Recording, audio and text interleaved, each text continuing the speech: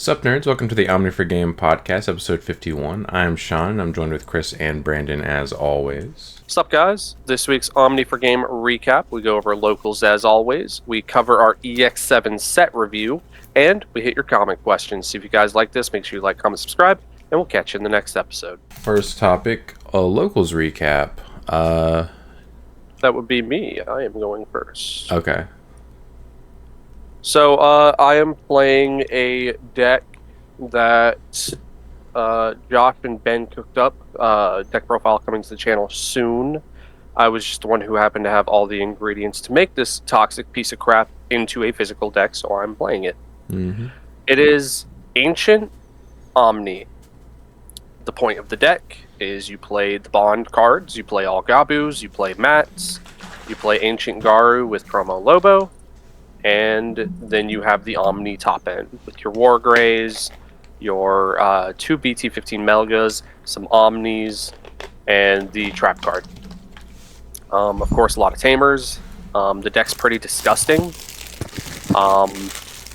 Unfortunately for me, my night last night wasn't really showing how disgusting the deck was. My first match was against Ben. Ben is playing Yellow Vax. We had a super competitive match. Like game 1, I stole it off of him. Game 2, I think he was just able to hold me out, and I basically got to a point where I wasn't able to fully pop off. Like I think I was missing War Greymon, and if I would have had the War Greymon in my hand, I could have popped off. And then game 3, it had dragged on so long. He was finally able to dig into multiple copies of Digimon Emperor, and that kind of shut me out. Like we tried putting in Tamers to like try to. Sean, you have any thoughts on the deck? The Ancient Omni deck? I think he's just trying to get you to talk with your mouth full. Yeah. Mm-mm. Oh, go ahead, Brand. I'm sorry. I just want to see if Sean had any thoughts. Yeah, I gotta get my breakfast. He gotta get his brekkie. He's gotta get his brekkie in. I can tell this is going to take a while, so I figured I would eat. Yeah, because you have to go through mine and Chris's. Yeah. You know, get you a sausage, egg, and cheese on a roll, salt, pepper, ketchup. You feel me? Exactly. All right, go ahead, Brand. Yeah. So game 3, he saw double Digimon Emperor, and it kind of locked me out. So he does win a very competitive match. It was a very good match. Round 2 was against Chris. Chris was playing Ragna, and as it turns out, blue decks can't do anything to Ragna. Kinda, period. Unless you can, like, not be blocked. But then you're also having to worry about him being able to blast DNA you. Because my Omni can't really touch it. My Ancient can't touch it. So the best thing I have going for me is like BT-15 Melga, like try to stun it and then swing at him, but that's only going to get me so far. My only win con in that matchup is to have an Omni on my turn and have the ability to Evo into Alter B to de-Evo his stack. That's like the only win con I have in that. So he ends up winning that 2-0, so I lost 0-2. Feels bad. Round 3 I got the bye. Feels bad for me. We had an uneven amount of people here today, so obviously going 0-2, you get the bye. And then round 3, I played against Caleb, playing Alphamon, and unfortunately for his deck loses to all things blue, because all his stuff says when this Digimon would be deleted, and all my stuff says bounce it back to your hand, or bottom of the deck. So, I got that one 2-0, no problem. Low diff. So... the deck's super degenerate, though. You'll probably see some gameplay for it eventually. I don't know if Sean's going to be getting to it like this week or next week. Hopefully this week. But yeah, but it is disgusting the amount of things you can do in one turn. It's absolutely. I've seen you draw. I've seen you draw your entire deck multiple times. Yeah, I decked out. I decked crazy. out game 1. Yeah, there's some game 1 games versus you where, like, you can't proc your Ancient because you literally don't have cards in your deck to add to your hand, and you can't bounce my stuff. Yeah, that's where the BT1 Gabumon comes in handy. If you have the memory to use your Trap card, you can bring out the Gabumon and trigger off the Ancient, which is nice. That's why he's in the deck. But yeah. No, because if I don't have a deck, I can't draw. Yeah, Yeah. I wasn't gonna say anything, but yeah. I picked up that you were saying if my deck is out. Like, Yes, you can do that, assuming you have cards in your deck. Yes. yeah, assuming I have cards in deck. Yeah. No, see, I don't want to put a paladin mode in for grindy games like that, just so I can reset my deck. I don't know what I'd cut though. You need to put Imperial in. Did he not hear what I just said? No, that's what I'm saying. You just have to put that card in. You're right. Yeah. Yeah. I don't know what I'd cut, but I gotta find a spot for it. I'm not sure what you could cut either. The deck space is pretty tight, but Yeah. Like, I could maybe cut one copy of Matt Sora. that is you But- could probably cut one of those because you're playing 3, right? Yeah.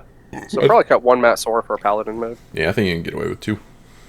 Because paladin mode also auto wins against like decks like Ragna. Yeah, So I can reset. Yeah, I can reset my deck, which obviously is probably gonna have an Omni in the trash. Keep turn going into him, and then just boop, boop, boop, boop. Yeah, he's only 3 memory for you. For you and Yeah. 2.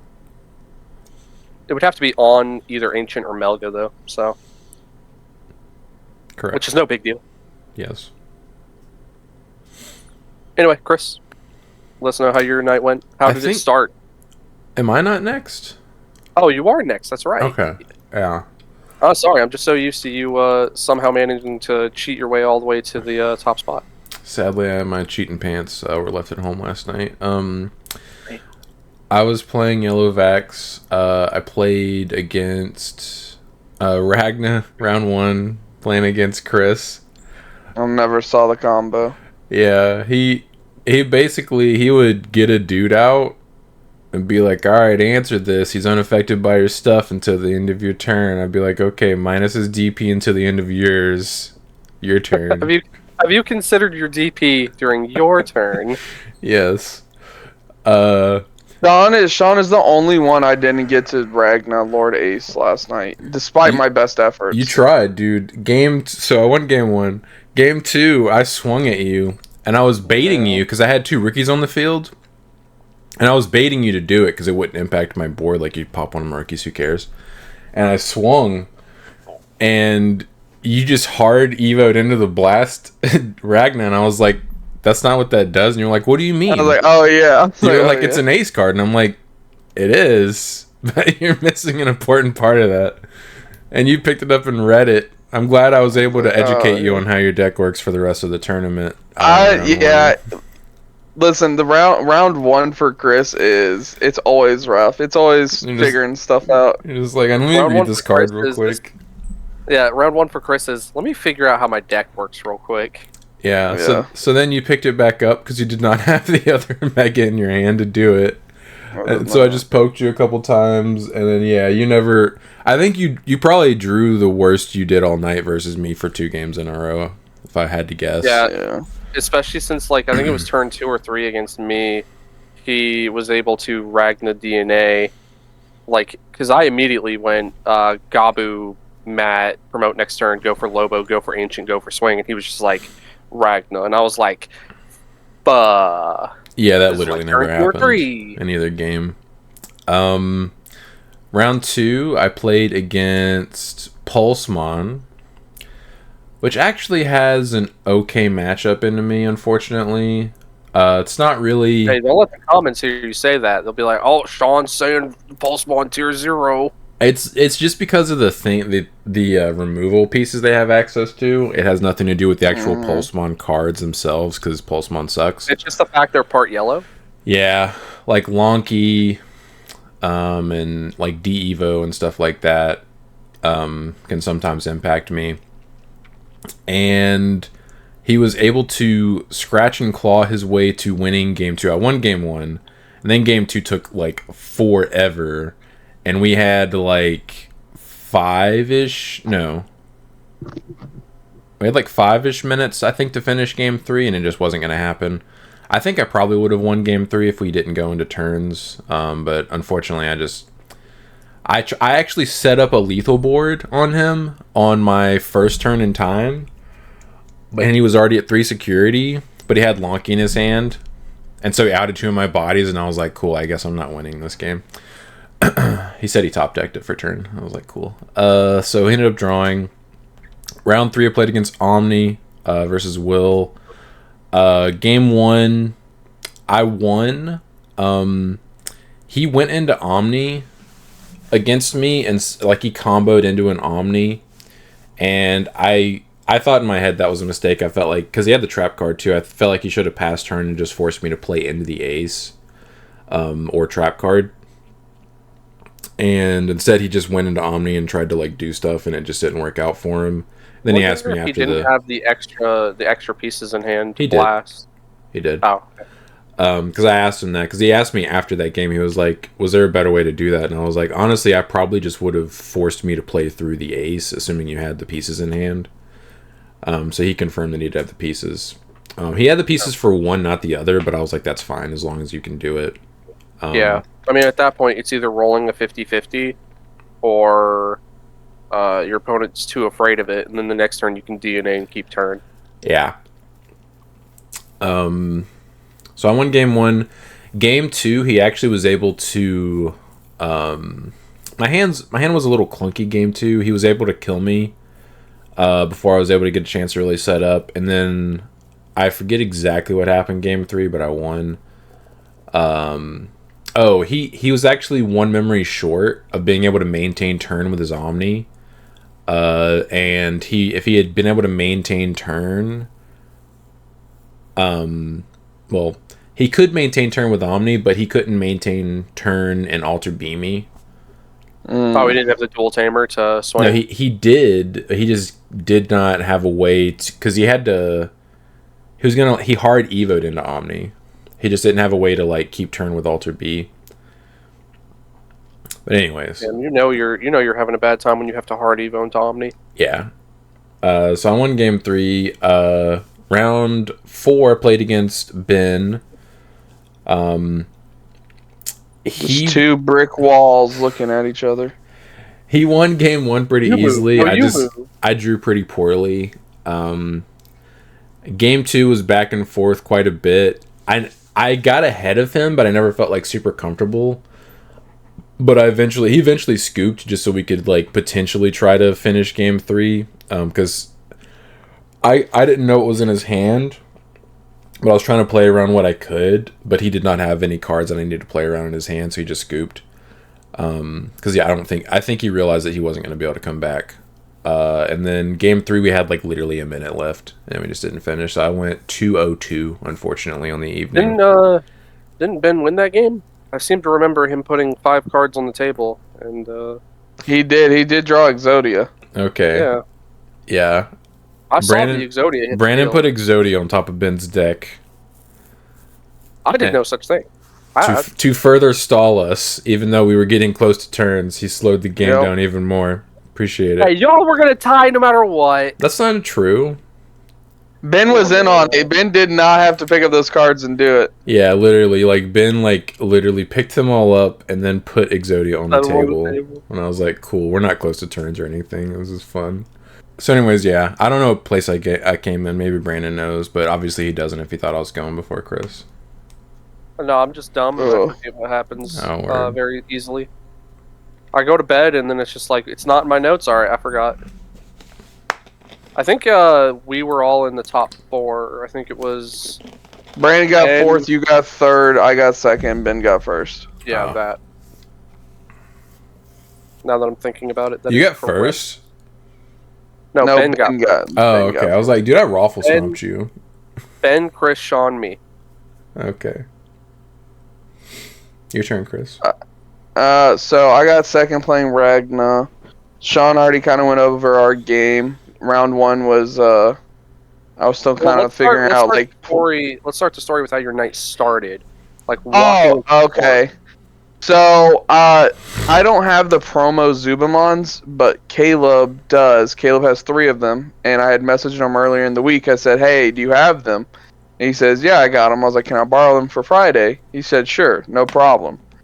So I normally bring multiple decks to locals, but the last like 2 or 3 weeks I've only brought the one, just because I have so many deck cores. and some of them are just like missing a couple cards because I move them around and whatnot. So I only brought this one. And so I walk in and I approach Caleb. I said, "Yo, Caleb, you got them cards?"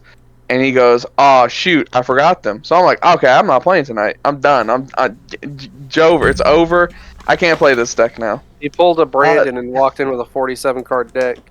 Yeah. So I had to borrow 3 Ukomons from Ben, 1 of the promo, and then 2 BT16. They never. I never digivolved into them.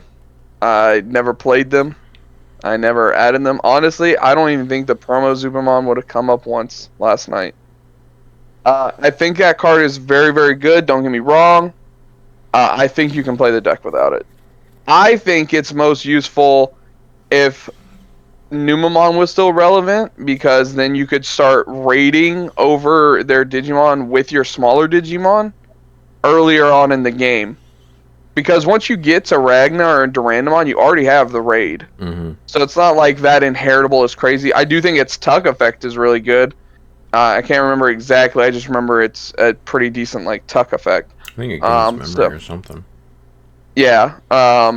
So that part of it is really good. It just never came up for me last night. I never felt like I needed it. And I really, honestly, I had like done a couple searches and it had popped up, but I was always grabbing different pieces. So, thankfully that didn't ever come up. Round 1, I was still trying to figure out play lines and doing stuff like that against Sean, which is like a really terrible opponent to try and do that with. Like, I knew what the deck did, but dude, round 1 for me is always like, I'm still like buffering, trying to figure stuff out. Round 2, is that when I played you, Brandon? Yeah, No. it was. Yeah, It was? Because I got to watch that.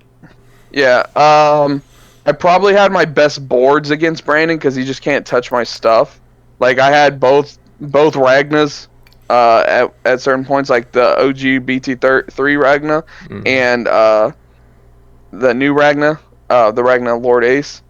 The best part about the OG BT3 one is it already has naturally security attack +1, and so I'm like, "Oh, I'm just gonna kill you this turn, Brandon." He goes, "How?" And then I just tuck the EX6 Zubamon, the level 5. Yeah. Notice he never says anything, by the way. Every time Chris went to tuck a dude, he would just go, moves the memory. And I'm like, what did that do? Oh, man. And he's like, It did effects. it gave me security check +1. It's going to be fun Yep. doing commentary for that if you're not actually saying out loud what you're doing. I'm going to have to read all Like, those he cards.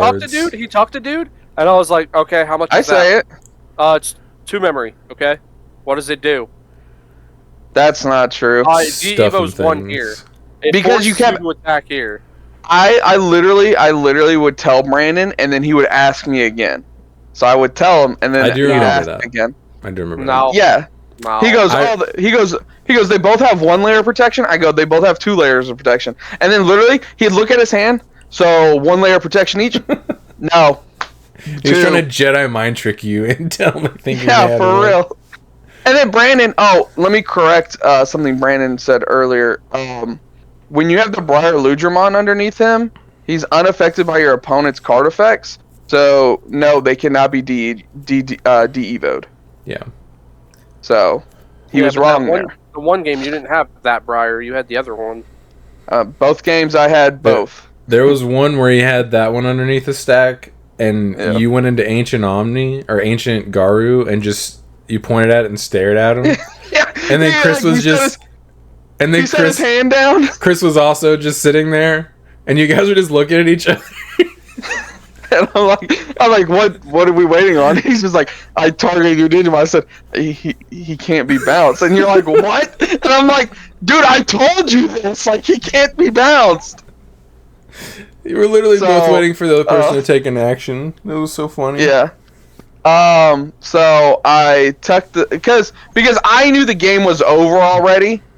I knew the game was over already. I didn't have to explain to him what the card did. I just needed to tuck it and then swing, and I'm like, okay, good game. And Brian's like, how? What are you doing? And I'm like, dude, just trust me. Game's over. Trust me. Just take it. Just accept it. Tell your opponent what you're doing. Don't fight it. Don't fight it. Don't fight it. He's just gonna swing. He's just gonna turn sideways, and the game's gonna be over.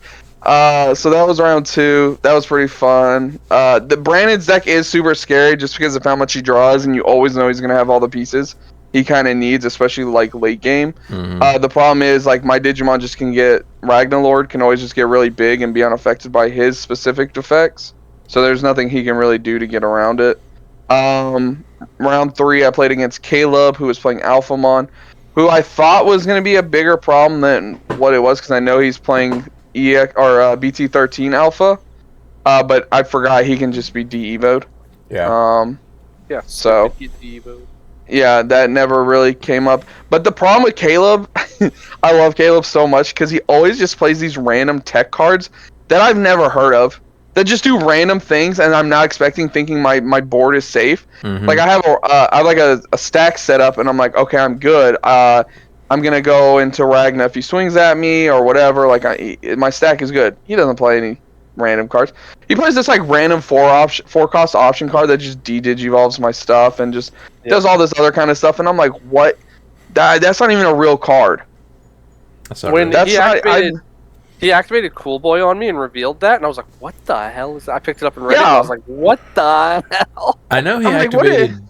I know he had Dory Jin in his deck, didn't he? Is that the option card? I think it's a 6-cost option. Yes. Like all of their cards are Doru something or another. What was the No. cards you're talking about? Was it DG Dimension? No, he didn't have that one. This one is different. It's like I don't think it's specific for Alphamon, but it's got a very weird name. It starts with like K or something like that, I think. It like de-digivolved by one stage, and then I think he got to tuck something underneath his Digimon. I could be wrong, but like I just know it was like a real. Brand's probably looking it up right now. Is it a So black 4-cost option? Yeah, 4-cost black option. But so it has anyway, Oryu on the card. yeah. So yeah, he plays. Oh, I can't pronounce it. Yeah, Yeah, exactly. It's from BT8. Yeah, exactly. That's not a real card. So Did he- Evolve 1. Then you may place one card with X antibody traits from your hand to the bottom of your Digivolution source of one of your black Digimon with X antibody in its trait. Delete one of your opponent's Digimon with a play cost of 4 or less. Did he Yeah, anime so- pro tag you and say the card name out loud when he activated it? Because I'm curious how he said it. He did pronounce it. Yeah. I wouldn't even know where to begin. Auriojin? I don't know.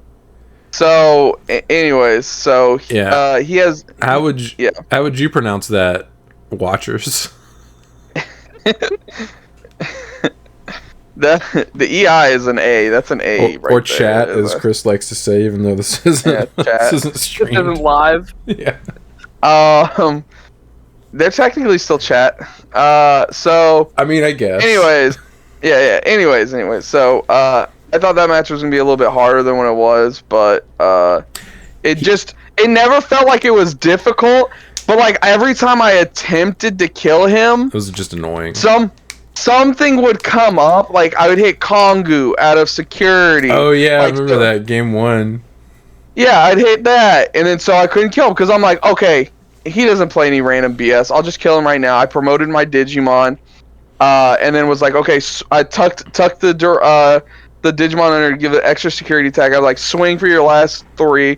First check is Kongu, and I'm like, okay, so I guess this game's gonna last another 2 turns. Draw your last And then- pathetic card, Yuki boy. No, my favorite part is Chris saying Caleb doesn't play anything crazy, as we just went over him playing a 4-cost option Yes. that he evos. Also, So He's the king of Tekken. He is, dude.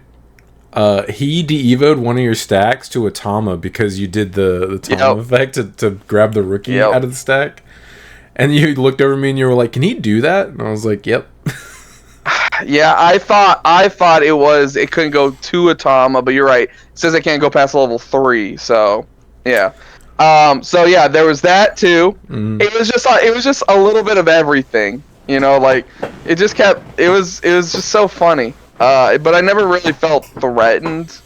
But he always does see the one of Doraemon against me, which is wild, very upsetting. He always sees that sucker. And then round 4, I played against Robbie. The Pulsemon cards, again, I never felt really threatened, but it is a very weird and strange deck to try and play around, especially once he starts to get a little bit established. And I did kind of open a little slow against him. But once I get the Ragna established and everything kind of going, I never really fell in trouble. And then unfortunately for game 2, he bricked like really bad. Like his whole hand was basically dead, and he was having to like hard play stuff. And at one point he gave me like 10 memory. Yucky. Yeah. So that one didn't really feel as fun, and I just kind of killed him real quick. So yeah. Ragnar Lord felt really good. The only problem is going into yellow decks that can kind of address and get around your protection. It is still very piece reliant, obviously, and combo centric. But the best feeling in the world is making them go into the ace, or like forcing them to attack you so you can go into the ace. That always felt really good. I did that multiple times last night. Like I think to everyone but Sean. Like at one point, every match I played against, I tucked to that level 5 underneath my stack, and I was like, okay, that Digimon has to attack me. And they're like, against me, oh. you didn't get the DNA off of it, but you were able to force my Omni to swing, so I couldn't Alter B you. Yeah, oh yeah, and you blocked it, right? He blocked it, because then he could ditch his protection, and I was just like, alright, well, Omni has no protection, so Ace guess I'll leave it bag. Yeah. So, and then the more and more I played throughout the night, the more and more little like combos and stuff like I start to see, and I'm like, oh, okay, I start to see how the deck works. It is fun, but if you don't see some of those pieces, like there are some times where I'm sitting there sweating because I'm not seeing either Durandamon or the Briar Ludramon. I'm like, I gotta see one of these. Yeah, please, God, let me see one of them. I need one of each. Bandai, please. Yeah. So it was a pretty good night. I thought I was pretty cooked after my match with Sean. I was like, oh my God, this deck is trash. Yo, your deck looked sad when I was playing you. Like I did. I think against a deck that doesn't have DP reduction until the end of your opponent's turn, I think you would have been like okay because your stacks would have been able to live for a turn. Yeah. But because I never let that happen, even when you had the protection, and you also didn't draw like super awesome, like it's just yeah. So other than that, it was really fun. So we are doing the set review this week, even though the set got delayed because Sean is going to Dallas next week. So the podcast is going to be a little bit late, but we'll be doing the set today, and we'll be doing the starter decks because these are starter decks, not structure decks, right? There's a difference, right? These aren't. No, we don't get structure decks. We get advanced decks. Yeah, I think you mean advanced decks. Advanced decks. Yeah, so these are starter decks. So they're trash. So we'll be going over those next week. So we're just gonna do one or two cards in there that people like, but you're usually just using the stuff from EX7.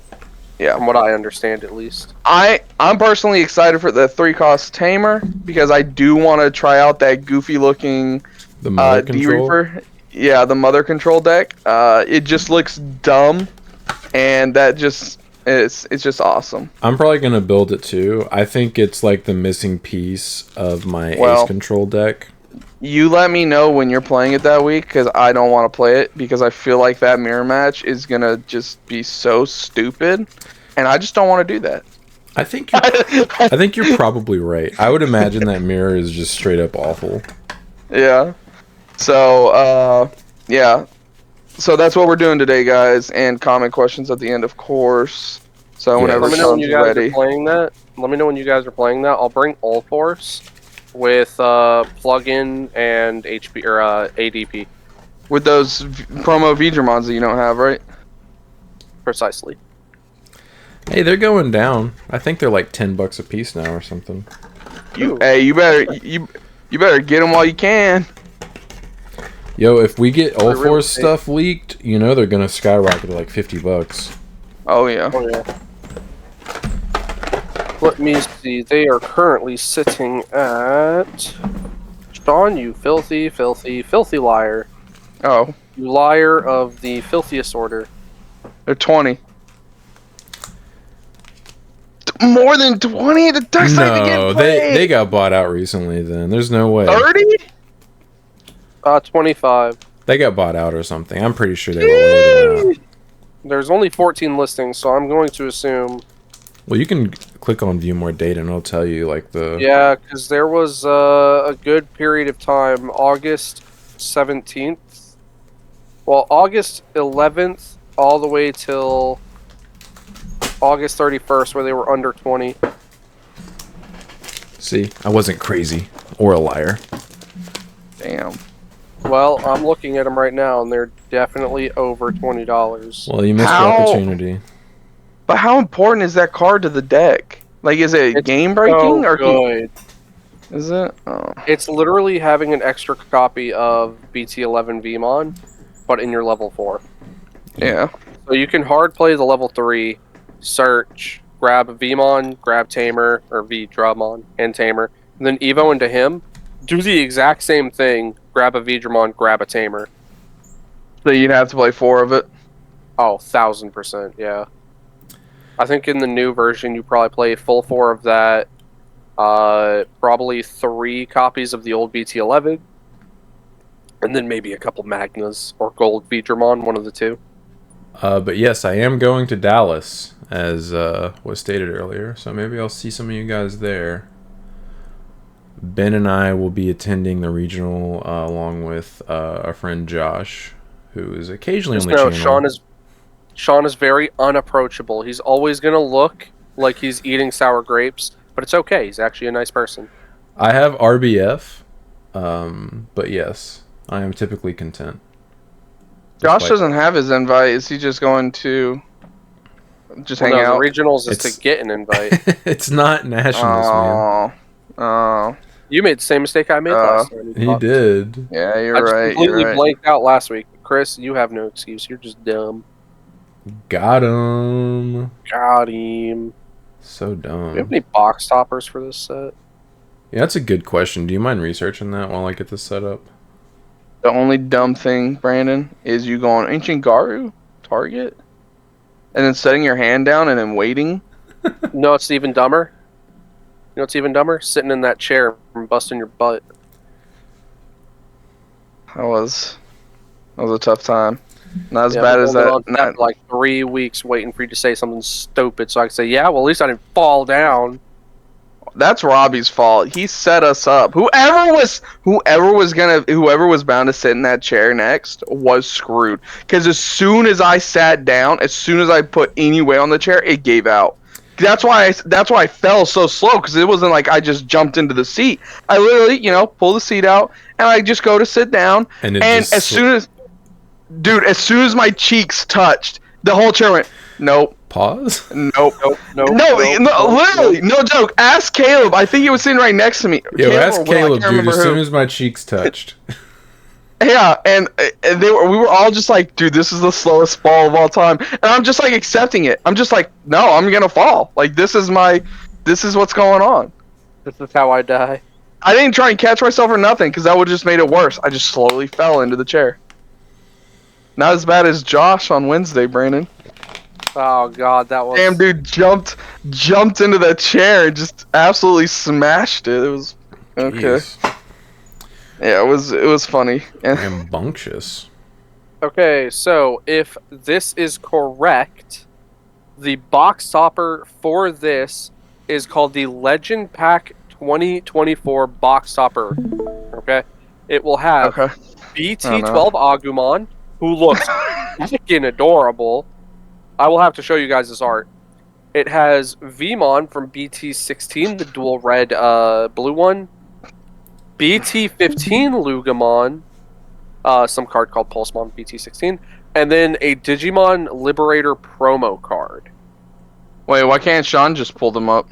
I mean, if you could. I was just going to put it on the... I didn't think you guys would care about it except for the Agumon. Well, I mean, I want to see the art. Making me do it, Chris. I mean, I can just like he's right here, guys. Like Brandon, I only see Sean when we watch the scream. you don't have us sitting at the bottom. No, it's He's just on his I'm on my phone. phone. Oh wow, you suck. Well, I don't want you to see it anyway. Hey, they have Sean 2.0 on say- here. It's listed. That's cool. No card wild. list available though, right? No. Yeah. All right, let's see if you can actually pull it up. Am I on the wrong website? No, I think this is the official website. Oh, it's 12. I thought this said 12 packs per box because I can't read. And I was like, yo, that's Japan. What? Okay, Yeah, blah, right? blah, blah. Blah, blah. Blah, blah. Yeah, just These keep dudes, scrolling. blah, blah. Oh, yo, yo. Blah, Yo, blah. yo? Yeah, that's nice, yo. right? Hey, yo. New keyword. Oh, we're getting Ice Sweet in this set. Okay. Yeah. We Three get muskets. 3 musket support that doesn't fall in line with the previous art type support. Sick looking chase rares. Yeah, so we have a 2-star, Billstar X Annie, Chase, and then we And a have 3-star, right? no, she's a Boobas. 2-star. Well, I'm talking about the next one. No, these the are next one a 3? these are SPs. Oh, that's right. They okay. Yeah, I Yes. forgot they did the S. Yeah, I'd have to see one of these in person, but like the direction they're going in with the SPs, I'm not a huge fan. Don't of, say that. No. I haven't seen one in person to know for sure, but as Yeah. far as the scan looks on most of the SPs, I can't really tell what's happening with the card art because there's not enough differential in the coloring. Right. Like these have enough shadows to where they probably look sick AF in person, but like Yeah, the like ones I could see from I could see the Syndrillamon looking probably the best in the scan, but I think the Heavy Metal Dramon would look best in person. I agree. I think he probably looks sickest in person, but I do like Especially since it looks like he's dual colored, like he's actually dual colored. You know what I mean? Like half Yeah. red, half purple. I like the contrast they put in these because the ones from BT17, again, having not seen one in person, it looks like you can't really tell what the hell's going on in the card art because it's all basically just one color. But Understandable. yeah. Oh, what are those? Are these box toppers? No, I pull them in the back. okay. So I was wondering something about this because I looked at this set a little while ago and I was just like, oh yeah, what comes in the set? And I guess there's going to be special cards. Some of them are going to come with special designs like So these. Oh, so Yeah. imagine it's like their version of like a pre-release type card where you can get a card that's not supposed to be foil but actually foil. So It's like, what's the rarity on those? Common, and then both of these look like they're uncommon. Yeah, so I like, think it's another way to get these cards in foil. I like that. Yeah, I think it's just like a random chance to get them, I think. Interesting. Yeah, I imagine they would have actually let us do that with the other ones. And oh, here they are. Yes, look at that adorable. This is when we get the little BT12 Agu. Okay. Look at that adorable little boy. I hope these are all textured. They look like they might be, and you know that's always. I'm not going to get my hopes up with them being textured. Yeah, if it's not textured, I'll have to see it in person to know whether or not I want to switch these out for my tournament pack Agumons. But if this is textured, this is lit. Yeah, you know What for a fact is- Ben is going to be hunting those Lugas. What does that This- Digimon Liberator do? This is the bad Luga. Yeah, it is the bad Luga. This is a They promo were- card. Yeah, what's it do? Oh, it's an option card. Okay. Yeah, Yeah. it's a searcher for it the looks like Liberator a- decks. It looks like a tamer. Yeah, no, it's a searcher for the Liberator deck. Yeah. Or Liberators. Okay. There's Yeah, multiple. whatever. It's stupid.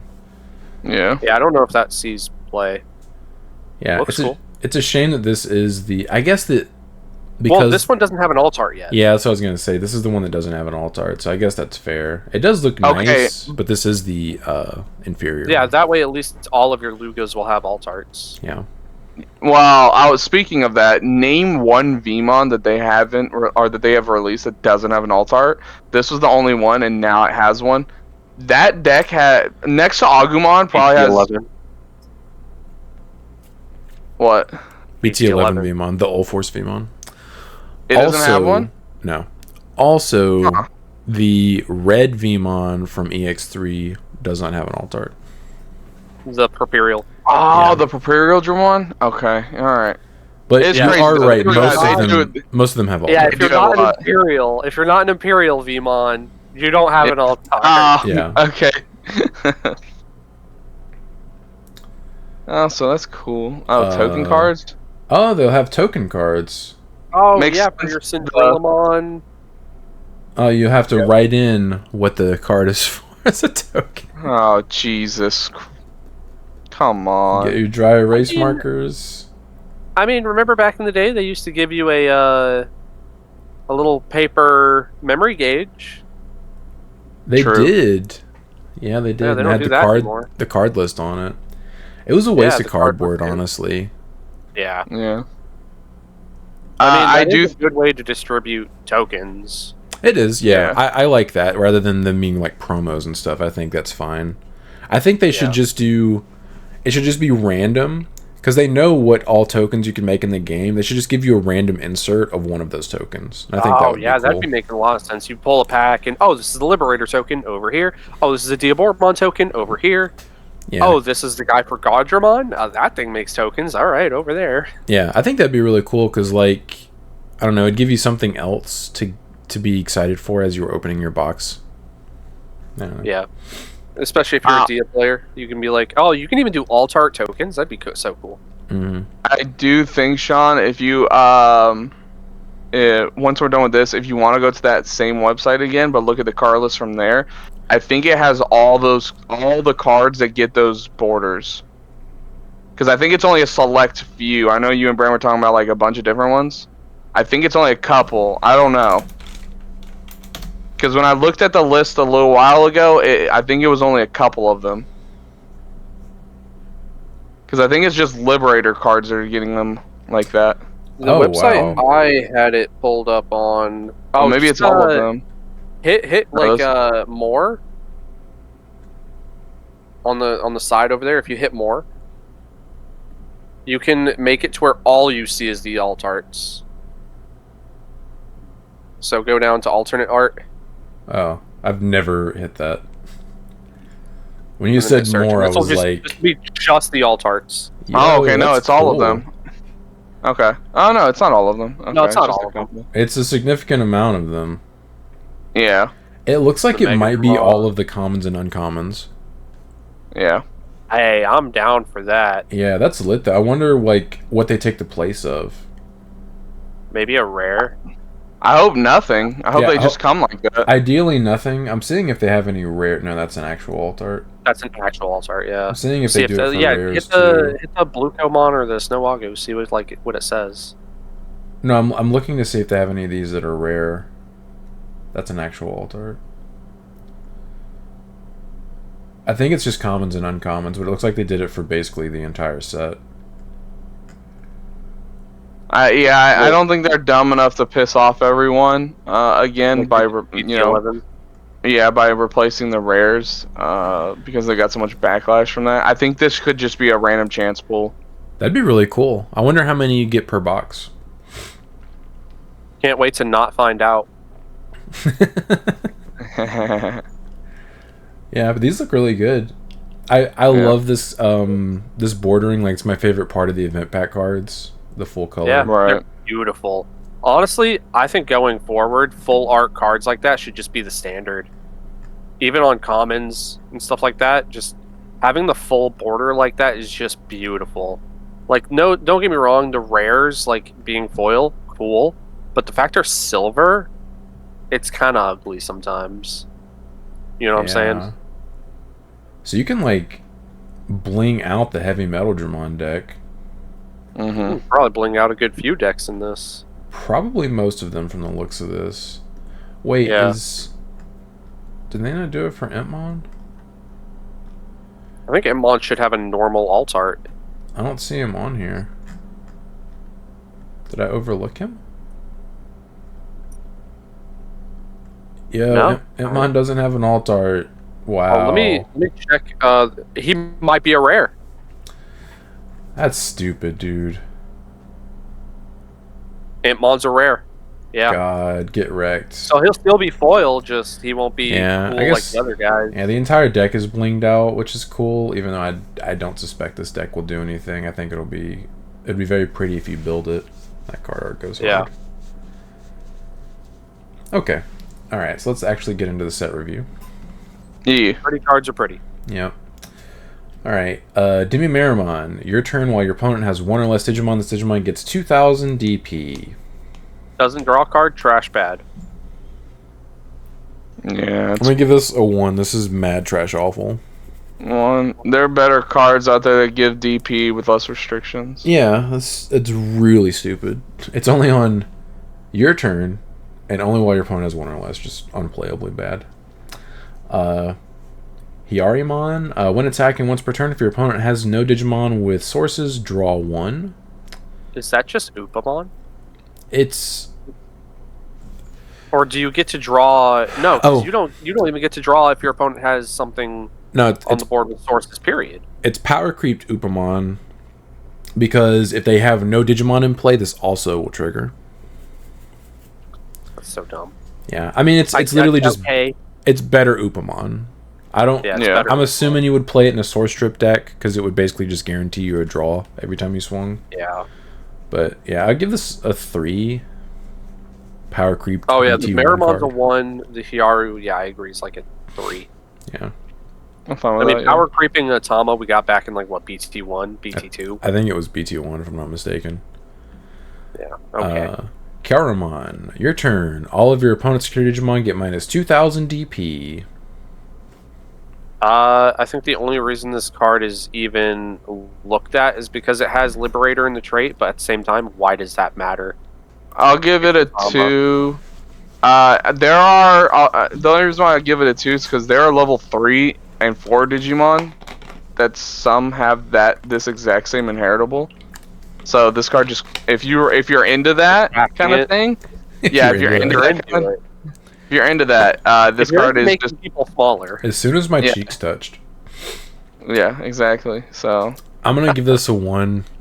This is clearly their way of buffing Yellow's DP, but it doesn't work if you attack an opponent's Digimon. So like, it's obviously not as good. Well, what do Right. you care? You're probably neg DPing the Digimon into oblivion anyway. I would rather it say minus 2,000 DP to one of your opponent's Digimon and their security Digimon.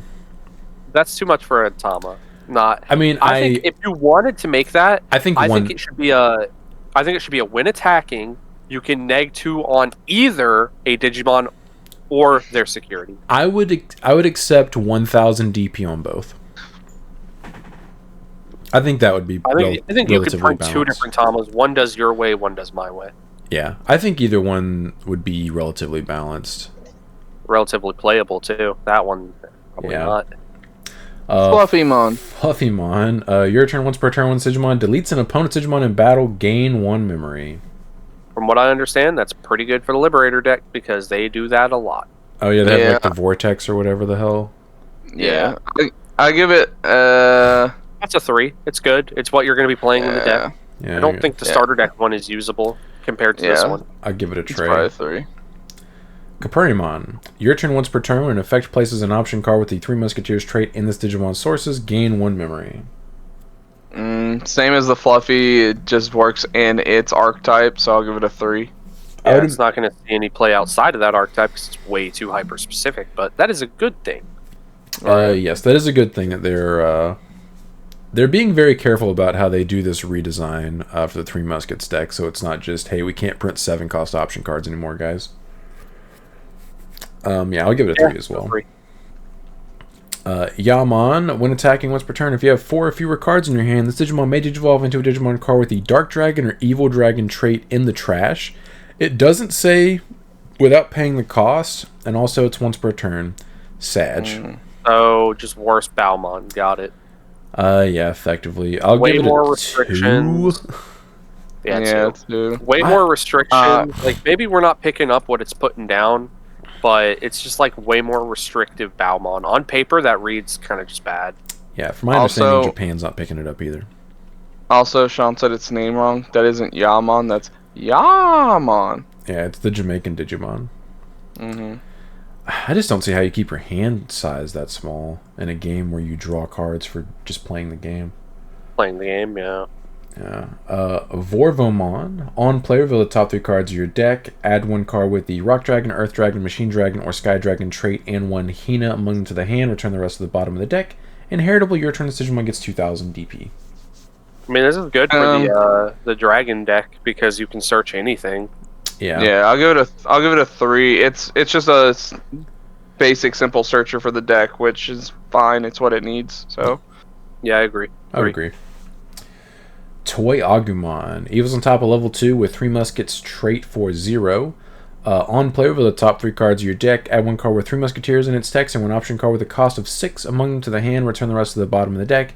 Inheritable, your turn decision one gets 2,000 DP. I mean, same as the Vorvo. Same exact thing we did the last one. Yeah, I'd agree. Just a good search card. Lavorvomon. On play, return 1 card with the Machine Dragon or Sky Dragon trait or 1 Hina from your trash to the hand. When digivolving, if you have 1 or less Tamers, you may play 1 Hina from your hand without paying the cost. Inheritable, your turn decision one gets 2,000 DP. I think it's nice. They literally just control V'd this entire red inheritable line. Yeah. Even though these are for 2 different decks and they both have the same exact inheritable. Well, I mean, correct me if I'm wrong, but doesn't the Hina allow you to get their on-play effects? It does. Yeah, that's what I was gonna say. Is it basically turns their on-plays into when digivolving effects. That's why the Hina is so important to the deck because their best effects are their on-play effects, and if you can't consistently trigger those off with the Hina, the deck is pointless. The deck is dead. Yeah. That's why I was really hoping when we started seeing these reveals months ago that we would have seen we'd get another Hina, but we didn't. It should have been the other secret. Yeah. I really like this card, one, because its on-play is really good, and, we can recurve the Hina from the trash. Mm-hmm. And then 2, I love it that we're going to start getting some more of these cards where it doesn't restrict you from if you have not being... Can't use it. Well, because this could open up stuff like playing... Youth, in my opinion. Yeah, Analog Youth. To start trying to fill up your trash some or whatever, and then like if you mill a Hina out, you actually don't feel bad because you just evo into him and you get to play it out. Right. So I'm gonna give this a 4. And it's the 2,000 DP. It only plays once you start. Oh, I thought the on play one was from the trash. Oh, it returns it. It puts it back in your hand with the on play, but the when digivolving plays it from your hand. Right. Okay. Yeah, you're right. But you know what I mean. Yeah. I think it's a 3. It seems decent. Yeah. And the 2,000 DP, these red decks are going to be mighty big during your turn only. Only your turn. Only on your turn, bruh. But that was the big downside to the red hybrid stuff, is only during your turn. True. Worked out for them. That's not the reason why that deck's good. Or, it's not even that good right now, but... I'm just saying. Digimon. Evil's on top of level 3 with 3 Muskets in its text, cost 2. When digivolving / when attacking once per turn, you may trash 1 option card in 1 Digimon's Digivolution cards, yours or your opponent's. Your turn, this Digimon gains a 3 Musketeers trait. Inheritable, your turn, this Digimon gets 2,000 DP. Do you play this? I would imagine you might. I haven't seen any deck lists for this. This is interesting. They decided to make this not a rule, but an effect. Not a rule type. So this does not apply in the breeding area, which is kind of interesting. I don't know if that matters. Like I said, I haven't seen any deck lists, but that is weird that they decided to do that. Kind of want to just give it a 2. That means if you have a level 5 in your breeding area that can evo on 3 muskets, you just can't use it. Well, if it says in its text, this says in its text as well. So I actually just I remembered why they did this. So they had to make this an effect as opposed to a rule, because if they made it a rule, you could still play the old Billstar because she cheapens for every 3 Musketeers in your trash as well as 7 cost options. God, they really just want to get away from that. They do, because it was very poor card design for future cards. Future reveals and stuff. Yeah. It's one of those things where if you don't work around it, it has the potential to be insanely broken. Yeah, like just they started printing new cards. They started printing like 8 cost options that actually reduced to 7 if you have the Tamer out and stuff like that. They were like dancing around her effect because they just poorly designed her. This is a 2 or a 3, I guess. This is okay. That's why I give him a 2. It just seems I really love weird. the art. Yeah. The art is absolutely awesome. Mega Dramon. Evil's on top of level 4 with 3 Musketeers in text for 3, so you can do this in the breeding area because it does have it in its text. In text, yeah. He's also just red, so. True facts. On play / when Digivolving, by placing one option card with a 3 Musketeers trait from your hand or trash as its Digimon's bottom source, delete one of your opponent's Digimon with 6,000 DP or less. Inheritable is piercing. For the deck.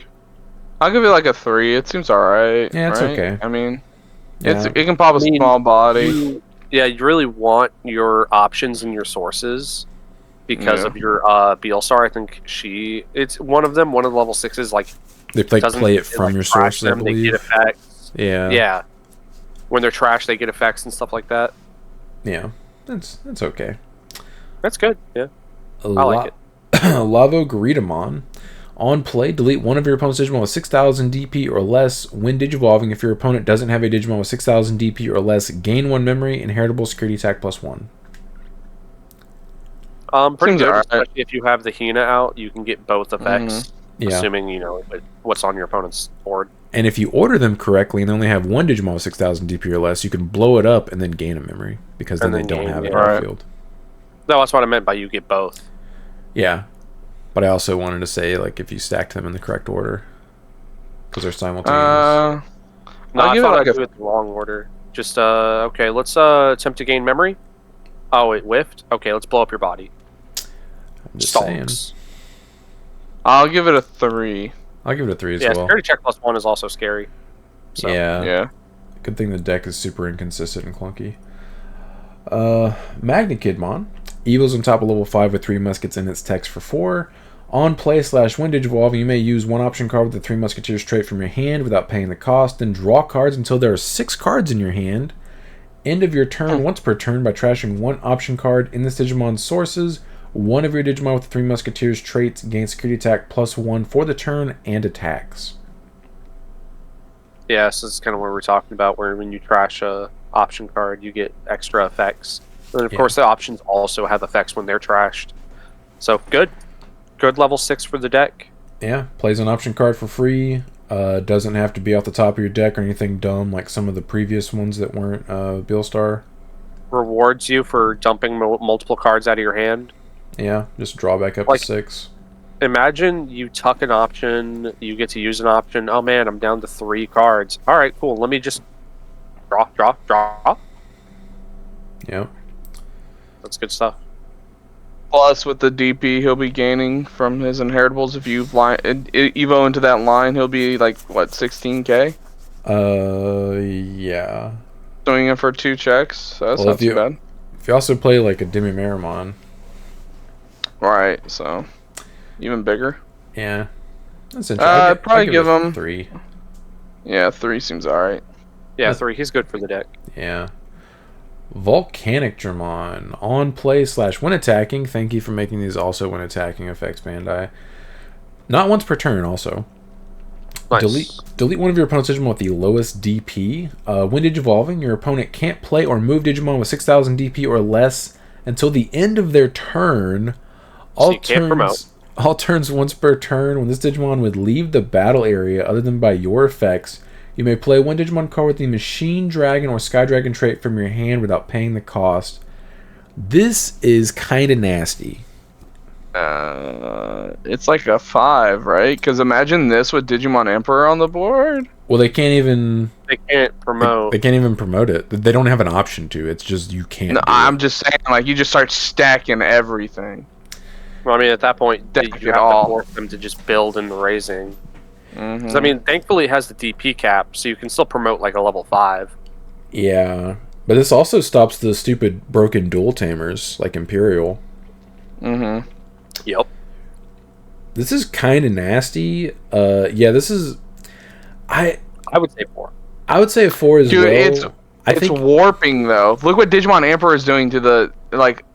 I know the deck. This deck itself isn't that. It's probably not gonna be the most reliable, but like, Digimon Emperor's in everything right now, and that's level 3s only. This is a 6,000 DP. Some level 4s don't even reach 6,000 DP, so it's like you have to go into your level 5. Yeah, So you're potentially missing out on 2 turns. If it's just said static, you can't do it, and it wasn't just a one Digivolving, I would say it's a 5. That's the only thing keeping that from being a 5 to me, because that effect is extremely powerful, but it's just for 1 turn, thank God. Yeah. Okay. I mean, if that was also an on-play effect, I think that would also be pretty crazy, because then you could loop the other guys into on-playing him to locking them out of the breeding phase. True. His float effect is insane. Smart. Like, I think this is a really strong card. Yeah, I think they were very smart to limit that to just when Digivolving. Yeah. Otherwise, it probably could have been degenerate in some other strategy. He can die by battle and still float. It's just other than by your effects. That's pretty nasty. Yeah, this is a really strong floor.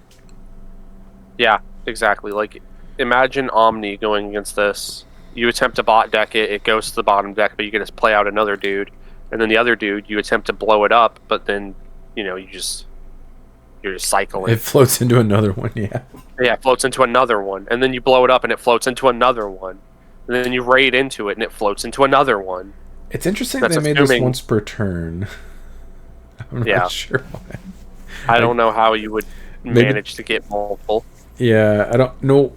Well, it's not a hard once per turn. We don't have hard once per turn. Yeah, so. I'm just like, is there a way to protect this to where it doesn't actually leave that I'm just unaware of? Because that's the only way you'd be able to, like... If they have an effect of when this Digimon would leave the battle area, you could trigger this one first and then trigger that one next and then protect it. Yeah. Oh. Okay. Very good card, though. Kind of scary. Otamamon. Players can't reduce play costs. Just another floodgate for blue. Good job, Bandai. Blue needs more floodgates and good cards. And I'm surprised it doesn't have jamming as an inheritable. Yeah, for real. He also evos on green, which is kind of cool. Yeah, and Nature Spirit trait. I'll give it a 3. It's a floodgate. Yeah, it's a floodgate, so 3. 3,000 DP, standard stats. Balukomon. On player with the top 3 cards of your deck, add 1 card with Paildramon or Hexablaumon in its name, and 1 card with the Ice No trait among them to the hand. Return the rest to the bottom of the deck. Rule trait has Ice No type. Inheritable when attacking once per turn. Trash the top source of one of your opponent's Digimon. It's a really good searcher for the deck. I think the deck really needed it, because it's guaranteed grabbing 2 cards every time you use it. Because you're never not going to reveal a Pale and an Hex, and then anything in this archetype period is going to have the Ice No trait. It's only top 3. I feel like you're not going to get max value every time you play this guy. Anytime you reveal multiple Digimon. How about that? Well, it has to be specifically your 5 and your 6, and then one. No, the level 4 is Pal, right? I thought the 5 was Pale. You might be right. What's the level 5 then? Oh, Chris Paildramon. Okay. Chris Paildramon. Okay, yeah. That increases the count then. Yeah, I guess so. In its name. Yeah, I know. You're right. I forgot that the 4 was Paildramon and the 5 was Chris Pale. Yeah. Good 3, I would say. I'd say 3 as well. Yeah, it's alright. I give it a 3. Then we have Snow Agumon, has Ice Sweet, and then Rule Trait has Ice No type. Inheritable when attacking once per turn. Trash the top source of one of your opponent's Digimon. Oh, since we're going to be saying that a lot during this episode, it's an inside joke. Just roll with it. I was going to let them wonder. Just roll with it. I was going to let them wonder. So this card's a 5. This card outs Mother D Reaper. 5. Easy. It does. It does out Mother. You have to have a Tama. This card outs Magna X. 5. It makes him Armor Purge. That's if you have... Actually, I don't think it outs Magna X because you're never going to have more sources than Magna X with this rookie. Yeah. You'd have to, like, Tuck X Antibody, like, activate one of those other guys that tucks cards. What is hilarious is if you swing with them and have no sources underneath them, if they block with Mother, they both die. They both die? Yeah, 5 out of 5. I'll give it a 3. Yeah, 3. This effect is going to be extremely powerful. Another thing that Blue needed. But it being on a rookie obviously isn't like super busted, but it is kind of annoying if like you have hard played stuff in your deck and you just can't block this guy because he'll crash. He's just like, I guess you're dead. Yeah, I guess you're dead too, bud. Geckomon. No, but like realistically, he's a 3. Yeah. I was just messing. Yeah, we know. It's okay. Geckomon. On play / when evolving, draw 1 card, and then in parentheses, draw 1 card from your deck. Inheritable jamming. Okay. Needed Another one. Dope. Another one. Another one. Another one. Yeah, 3. It's okay. Yeah, draw one with jamming is an inheritable. I want to give this. I guess if the inheritable wasn't there, this would be a 2 for me. But yeah, I guess this is a 3. If the inheritable wasn't there, that's a 1 because it's just more Strawboo. Facts, dude, and it's a 4, like a level 4. The jamming just brings it up to a 2. All right, then we have 5 by 2. Then we have Sorcerermon, which is Snow Wizardmon from the looks of it. Rule trait has Ice No type, has blocker, makes sense. It's Wizard. On play, if your opponent has no Digimon with sources, unsuspend one of your Digimon. Inheritable when attacking once per turn. Trash the top source of one of your opponent's Digimon. Why does that Loki also kind of read as a Aegis support? Because you could play him out from your sources, unsuspend.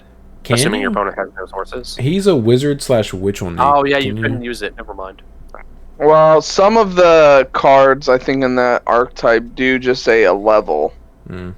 But if you want like the stronger, I think that's the old ones. But like the stronger effects is like, hey, if you want the level 6 or something like that to come out, it has to be this type. This guy's a vaccine instead of a data. I think that's interesting because I think Wizardmon's data, if I'm not mistaken. Yeah, this one's vaccine. Yeah, he's okay. I'd say 2 for me.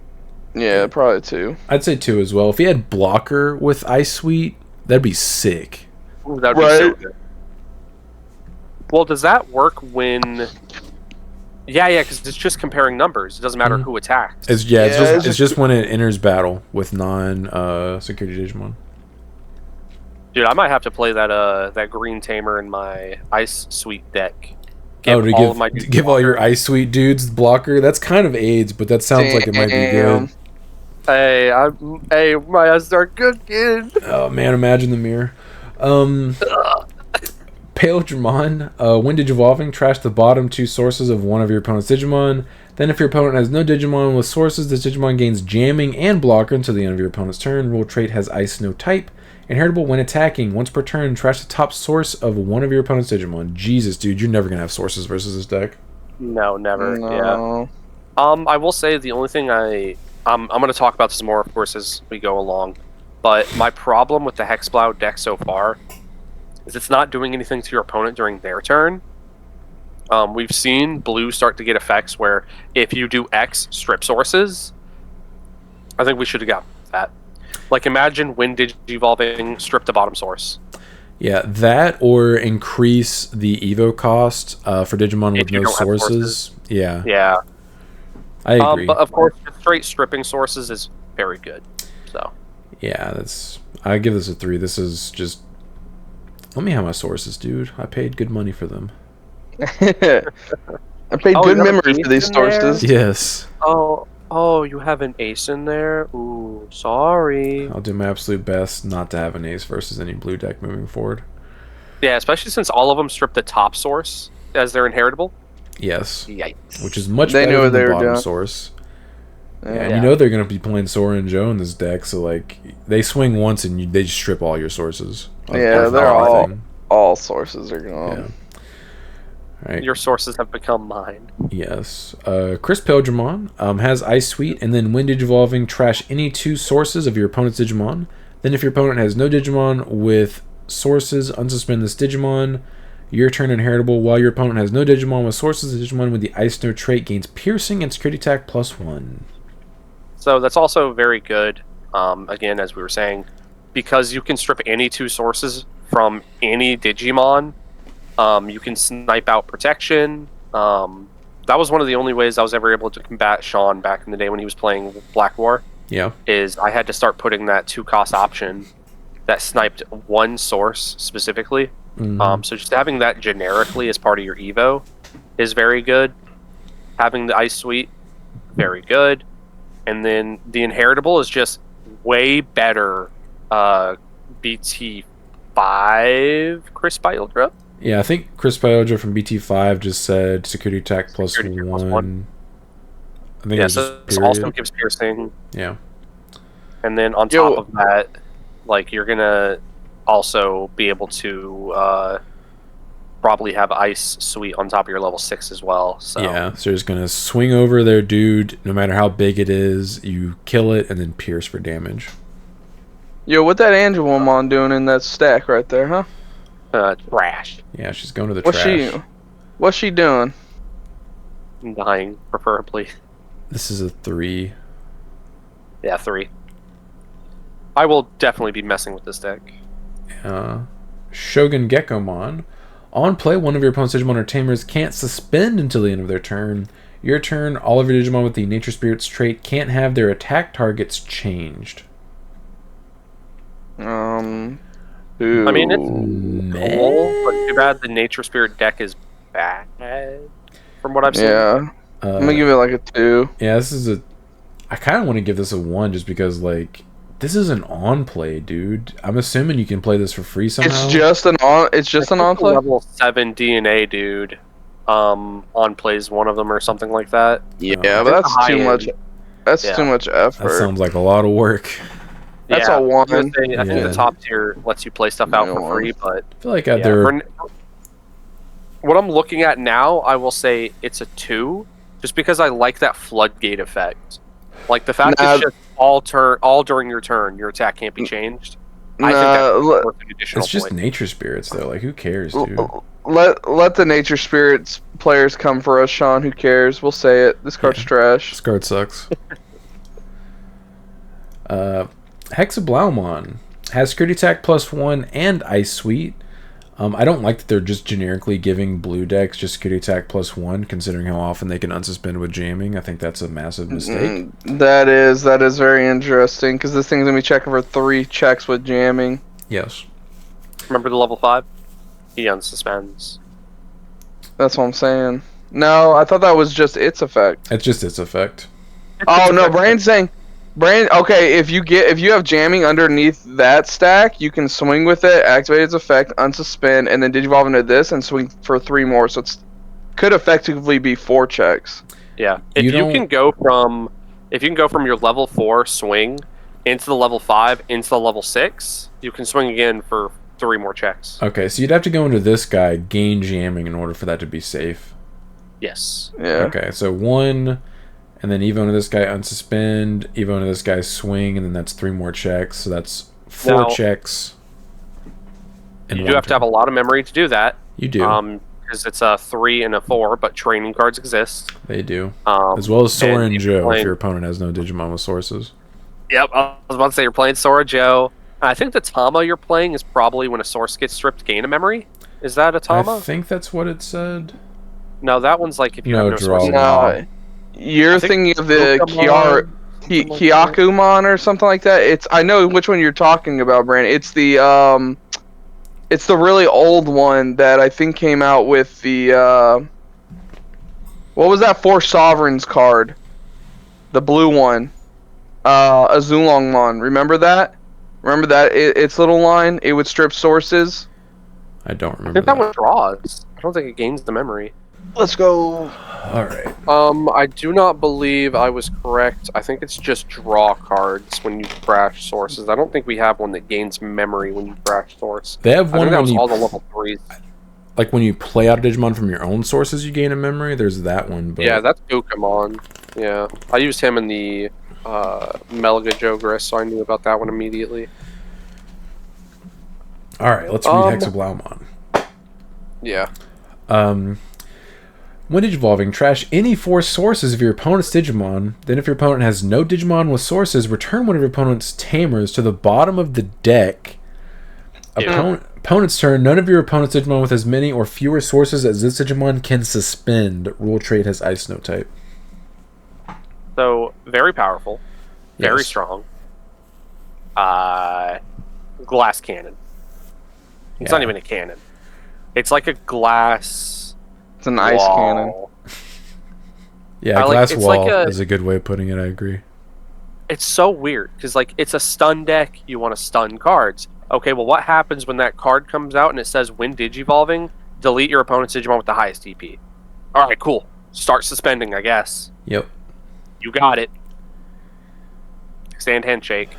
That is pretty nasty, but yeah, the lack of protection on this guy, which thank God there isn't protection on this guy, But because there- honestly, if this deck had protection, it would be pretty disgusting.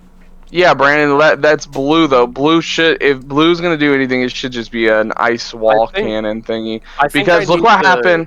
Look what happened with Garu. Yeah. Look what happened with Garu when they gave Garu protection. It could just swing a million times into your security and save itself.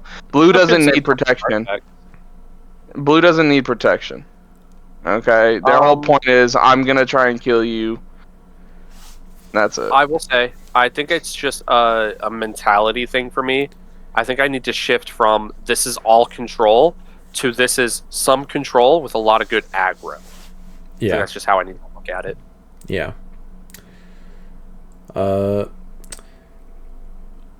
I'll give this. 4. I think I will give this a 4. I'll give it a 4. Yeah. Not He an has so much insane text, he has 4, so much going on. but yeah, this is a pretty powerful effect for both. I mean, it's tamer interaction, which is pretty rare. Yeah, it bot decks the tamer too. You're not even deleting it. Yeah. So there's no way you're getting that card back. Yeah. This is screaming to me. Week 2 into the set, you know, I finally have the Dragon Links deck built, and I have my one Hina. And Brand's like, "All right, bottom deck it," and I'm like, "Okay, my deck's dead." Cool. Alright, I'm dead. Cool. Well, you can even to your level 4, play another one for free, right? Right? Yep.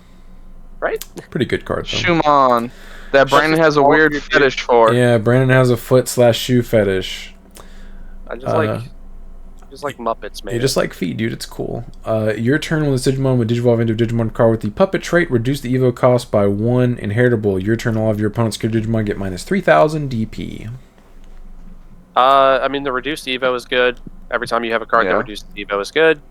Yep. Comboing that with like your training cards and your stuff like that, like you're going to be Evoing for free. And then the Inheritable's okay. I give it like a 3. This is a 3. This supposed to cure. This supposed to cure.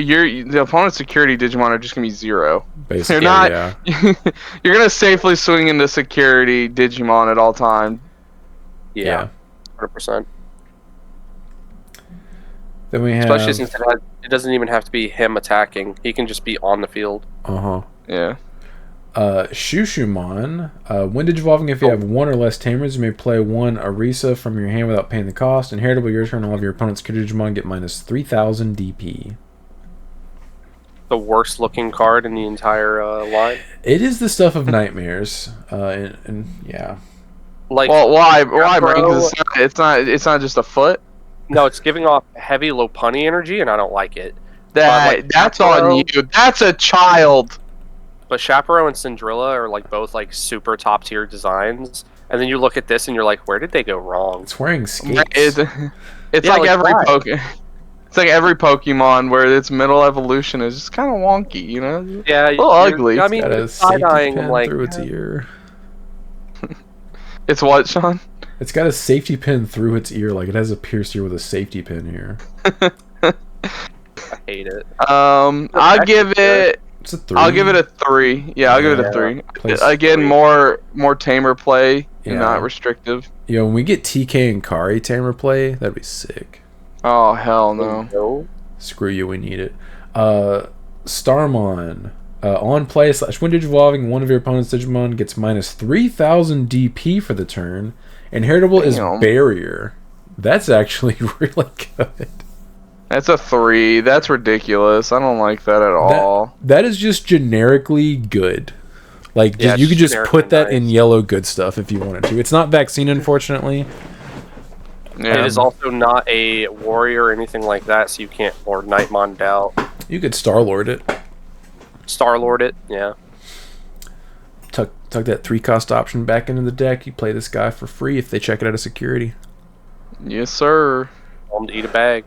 The barrier combined with the on play / like I mean this is only a 3, but like if we had this in BT5, dude. Oh yeah, this would have been. This would have been nasty. If this set had a pre-release, that would be pretty good. Yes, that'd be very powerful pre-release. So, question on this card right here. No, not that one, Sean. The Chaperone one. Chaperone. Is this supposed to be Little Red Riding Hood, but It- she's got like a gun Yeah, in her they're- basket? It's a They're all based puppet. on fairy tales. Yeah, it's a puppet Little Red Riding Hood. It looks like she already Oh. killed the wolf because it looks like that's what she's wearing as it. shoes. Yeah, as shoes. Oh, okay. And the other one, I think she has like Molotov cocktails coming out of her basket instead of a gun. Wow, spoilers. I mean, we'll get to the starter deck eventually. Chaperone, overclock puppet trait, which means at the end of your turn, by deleting one of your tokens or one of your other Digimon with the puppet trait, this Digimon attacks a player without suspending. When Digivolving, you may play one level 3 Digimon card with the puppet trait from your hand without paying the cost. Inheritable alterns, when this Digimon will leave the battle area other than by one of your effects, by deleting one of your tokens or one of your other Digimon with the puppet trait, prevent it from leaving. This includes battle. Okay. 4. Easy. This I'll thing give does it a- everything you want the deck to do. Yeah, I'll give it a 4. I think it's a pretty good effect. It's like the 'Cause you perfect even- level 5. The problem, I wish this one also played a token though, right? Because it doesn't. I was No, you play a surprised level it didn't. 3. I thought that effect was going to play a token. But it plays Yeah. a level 3 that can also, you can delete it for the overclock effect. And I know we'll get to it later, but the Tamer plays the token out. Okay. Yeah, I'll give this a You're gonna have a 4. token. Yeah. Yeah. This is exactly what you want your level 5 to be. It's like pseudo the best card in the deck, if you will. If you know what I'm saying. Yeah. Piximon. I like this art. This actually looks really nice. Oh yeah, Really chill. On Too bad deletion, Snake Spirit. on deletion, you may play one yellow or Nature Spirit trait Digimon card with a play cost of 4 or less from your hand without paying the cost. Inheritable when attacking once per turn. One of your opponent's Digimon gets minus 4,000 DP for the turn. It's a shame that the Um, deck's on deletion. If it wasn't an on deletion, it was like a when attacking. That would actually be so good. I don't even care about I think that if it were effect. when attacking, it that- would be broken. Yeah, I'm saying that that's when what the deck attack. needs, right? I don't like that when attacking inheritable at all. I think if the on deletion was a when this Digimon would leave the battle area effect, it would be really strong. Oh, This okay. actually better. is pretty insane considering you can play the level 5 yellow aces off of it for free. Yeah, I guess you're right. I think if it 'Cause were a doesn't when attacking specify it effect, you has could to be just Nature Spirit. you could just poop out aces by swinging. Okay. Yeah, no, I guess you're right. If they would have made it to where you only play Nature Spirits, I could see that being when attacking. But the fact they made it generic yellow, yeah, it's probably good that it's an on deletion. Kind of wild. I think the Starmon is 4. Yeah, you can play the Starmon Yeah. as well. I'll give this a 3. This is pretty good. I just don't know what it would fit in. Besides Nature Yeah. Spirits, which isn't that good. I give it a 3. Why is it data, dude? Alright. Saber Leomon Ace. Best card in the set. The 0 dog water. 7 to hard play, 4 to Evo on green or yellow, or Evo's on top of a level 5 with Nature Spirits traits, or Leomon in its name for 3 memory. Obviously, hand counter blast Evo. On play / when Digivolving, 2 of your opponent's suspended Digimon get minus 8,000 DP until the end of your turn. When Digivolving / when attacking once per turn, suspend one of your opponent's Digimon. Then if your opponent has no unsuspended Digimon, unsuspend this Digimon. I think we talked about this when we saw reveals, but it's very nice that it allows its own when digivolving to trigger and allow it to basically pop off. Because of course you're going to be using the first when digivolving / when attacking once per turn effect first, and then triggering his second when digivolving. So you can maximize your neg DP. It's good. It's a good ace. I think it's like a 3 for me. 10. I think he would be significantly better if the on play / when Digivolving, the 2 of your Digimon, I think it'd be better if it said apply this effect up to 2 times, minus 8,000 Oh, yeah. DP on one of your opponent's Oh, that Digimon would be- until the end That of the would turn. be useful. crazy. Yeah. Because then you could just minus 16k on something as opposed to Right. I think you would probably, if you want to do something like that, slightly lower the amount, like maybe make it 7 or 6. So it's not 16k, because 16 I think is a bit much. screw him, dude. Yeah, you could Should- bump it down to like You probably shouldn't have 7. attacked me. Yeah, 14 I think is a lot more How reasonable. dare you attack me? Also, How dare you play the game? Yeah. I think if you wanted to make this better Leomon support, it should have also just said Fortitude. I mean, that No, would be 'cause- that would be cool, but you're still losing the overflow. Yeah, this. I mean, you're losing this- the overflow, but you're getting your dude back, and then you can use his on play again. And then they can pop them again and get more overflow. Yeah, but this is supposed to. This is clearly supposed to be for nature spirits, not. I mean, you could heavy put this Leomon. in Leo. Yeah, you could put definitely heavy could. Leo. I feel like you might, just so you have some interaction on your opponent's turn besides just having giant blockers. Yep. Right. I think it's worthwhile to try it. I'll give it a 4.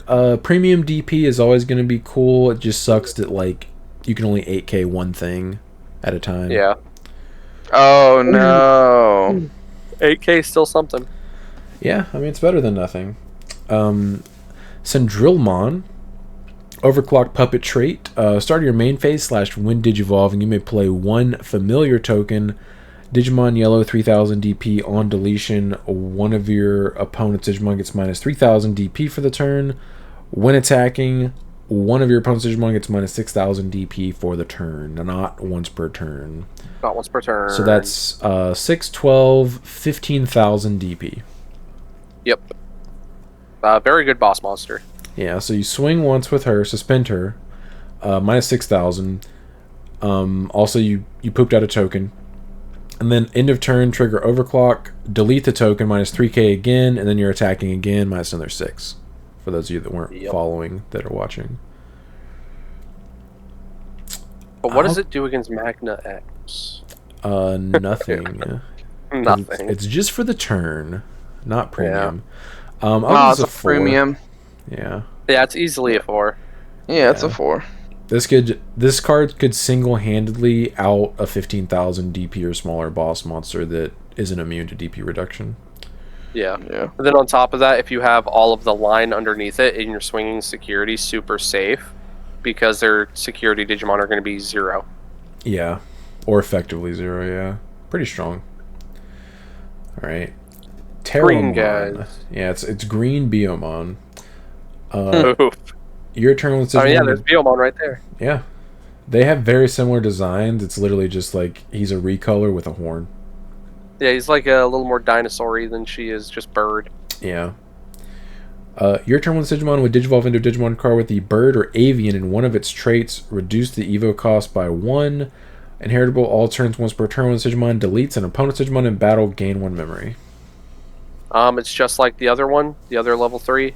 Very generically good for this deck. I think it's pretty strong because of that. So I'd say 3. Yeah. Extra memory is never a bad thing. Agreed. 3's fine. I mean, it's effectively in the long term. It will eventually just plus you memory if you delete multiple Digimon. Yeah. But at least one time, it's always going to be like 2 memory. You know what I mean? Because the 1 for the reduction, and then like if you delete 1 Digimon, you gain 1 there. So that's effectively 2 that you're saving. So it can't start to stack. Memory saved. Yeah. Yeah. Yeah. Memory saved is always good memory. Yep. Galemon. When Digivolving, if you have 1 or less tamers, you may play 1 Shoto from your hand without paying the cost. Inheritable all turns once per turn. When Digimon deletes an opponent's Digimon in battle, gain 1 memory. Yep. Just gonna keep building that memory up. It's gonna be pretty good. So this guy's just going to be like Vortex during my turn, Blocker during yours. Yes. That's I the think idea. that's the Yeah, that's the idea. Pretty And solid. then of course you're gonna be getting piercing as well. Right. Yeah. Monochromon. Eve's on top of level 3's green for 1 or Nature Spirit trait for 1. Rule trait has Dinosaur type. Inheritable piercing. Okay, so he's a vanilla with piercing. Cool. Bad cards, bad. 1. I'll give it a 2. I mean, it evos for 1 memory. Oh, well, we Yeah, gave the other 2. guy a 1. Who? Did the other guy evo for 1 memory? No, the Shogun. The Shogun had a bloody blanket effect, and you gave him a 1. He's in level 5 with an on play. There's a massive difference. Yeah, and the deck on play stuff with their high-end stuff, they play it for free. Yeah, but this guy doesn't require you to go into a level 7 to take advantage of the text written on the card. Yeah. Yeah, you're right, because he doesn't have any. Yeah, Evo's for 1. I'm giving it a 2. It Evo's What for in the 1 memory. BT1 is this? No, I won't back down, Brandon. It's a 1 or 2. Whatever, you're just saying that because it's a cool dinosaur looking guy. It's a your 1.5. comparison just doesn't... It doesn't align. Grand Galemon. Vortex, which means at the end of your turn, the Digimon may attack an opponent's Digimon. The Digimon may attack with this effect on the turn it was played. So it's Rush without having... It's basically like Rush Raid, kind of. Except for they have to be unsuspended. Yeah, I was about to say, it has to be a valid target. Yeah, they have to be suspended. You can't attack. Based on the wording of this, you cannot attack an unsuspended Digimon. Yeah.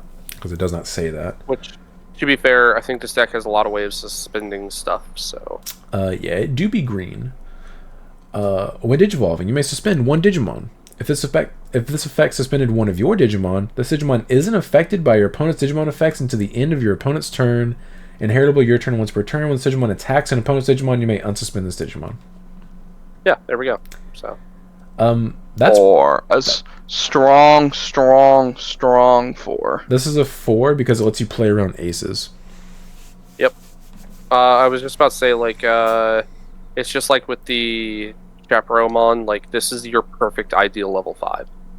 This is the level 5 that lets you play your deck more optimally.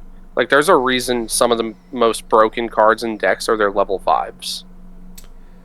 Yeah, this is pretty good. I would say this is better than Red Riding Hood. Oh, 100%. Yeah.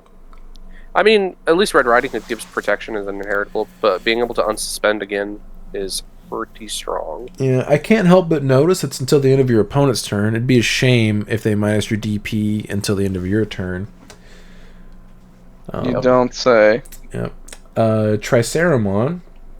On play / when Digivolving, suspend one of your opponent's Digimon. It can't unsuspend until the end of their turn. Inheritable all turns once per turn when this Digimon deletes an opponent's Digimon in battle. Trash the top card of your opponent's security stack. It has dinosaur in the type. Is that a give it like a 2. Yeah. I mean, at least it stuns the card, which is nice. It doesn't just suspend it. Yeah, I'll give it a 2, I think. Yeah, I'm also sitting at a 2.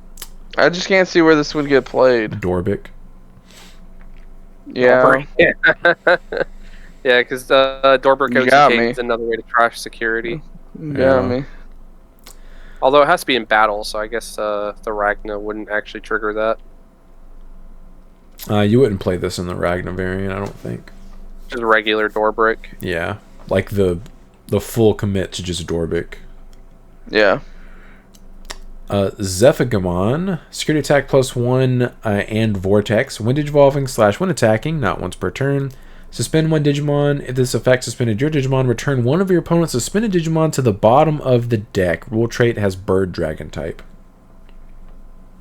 Pretty good. Pretty good. So it bot decks your opponent's stuff, and it's not once per turn. Very good. Give it like a 4.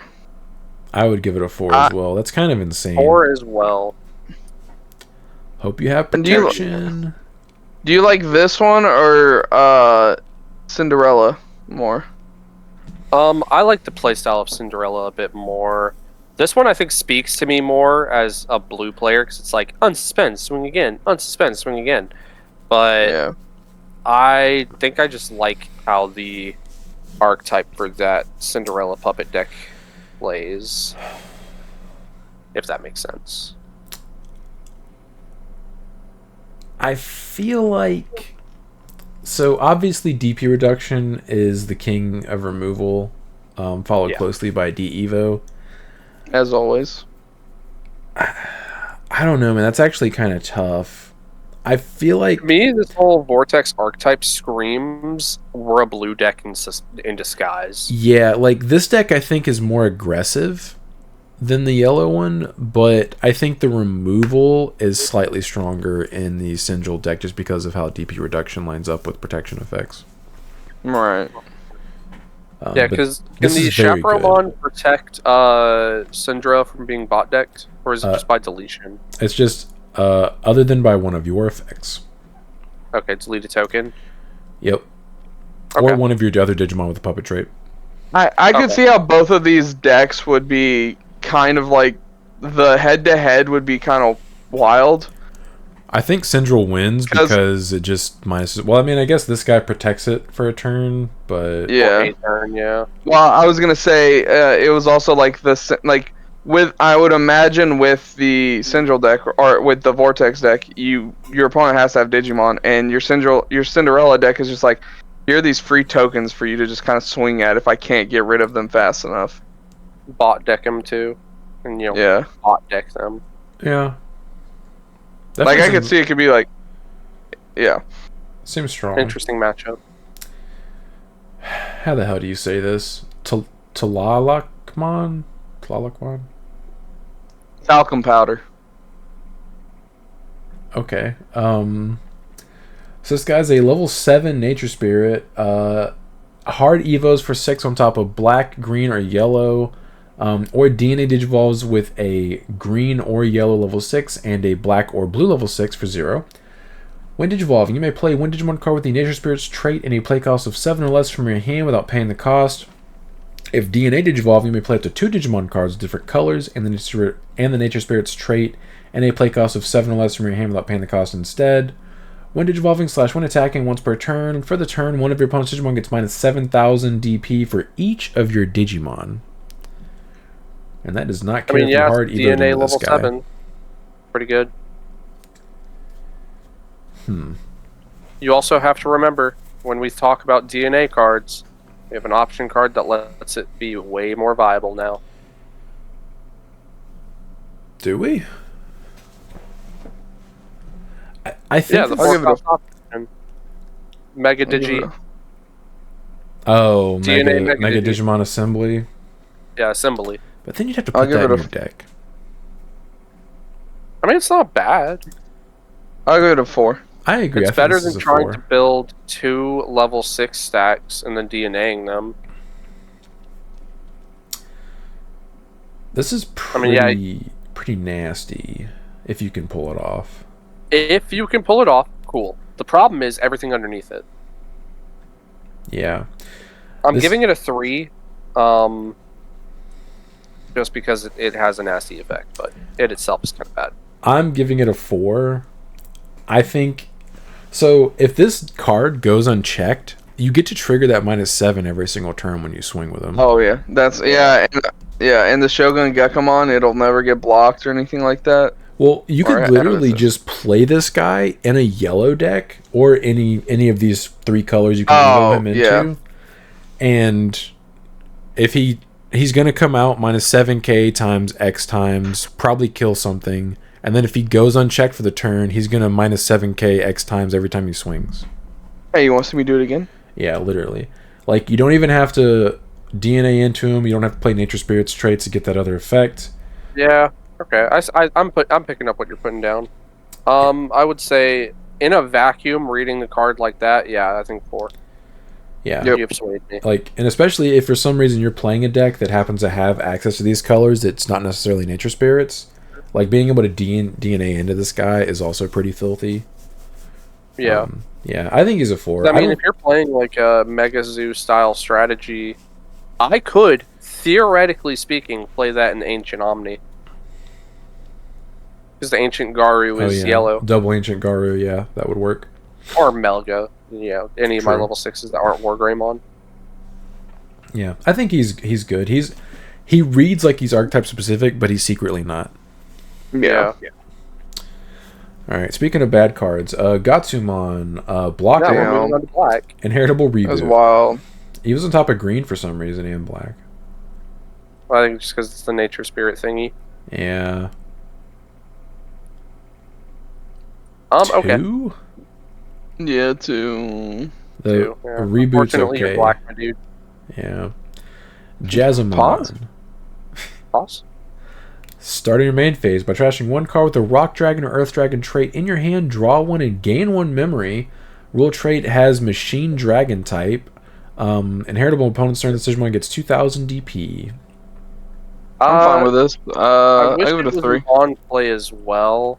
I'm surprised it's not.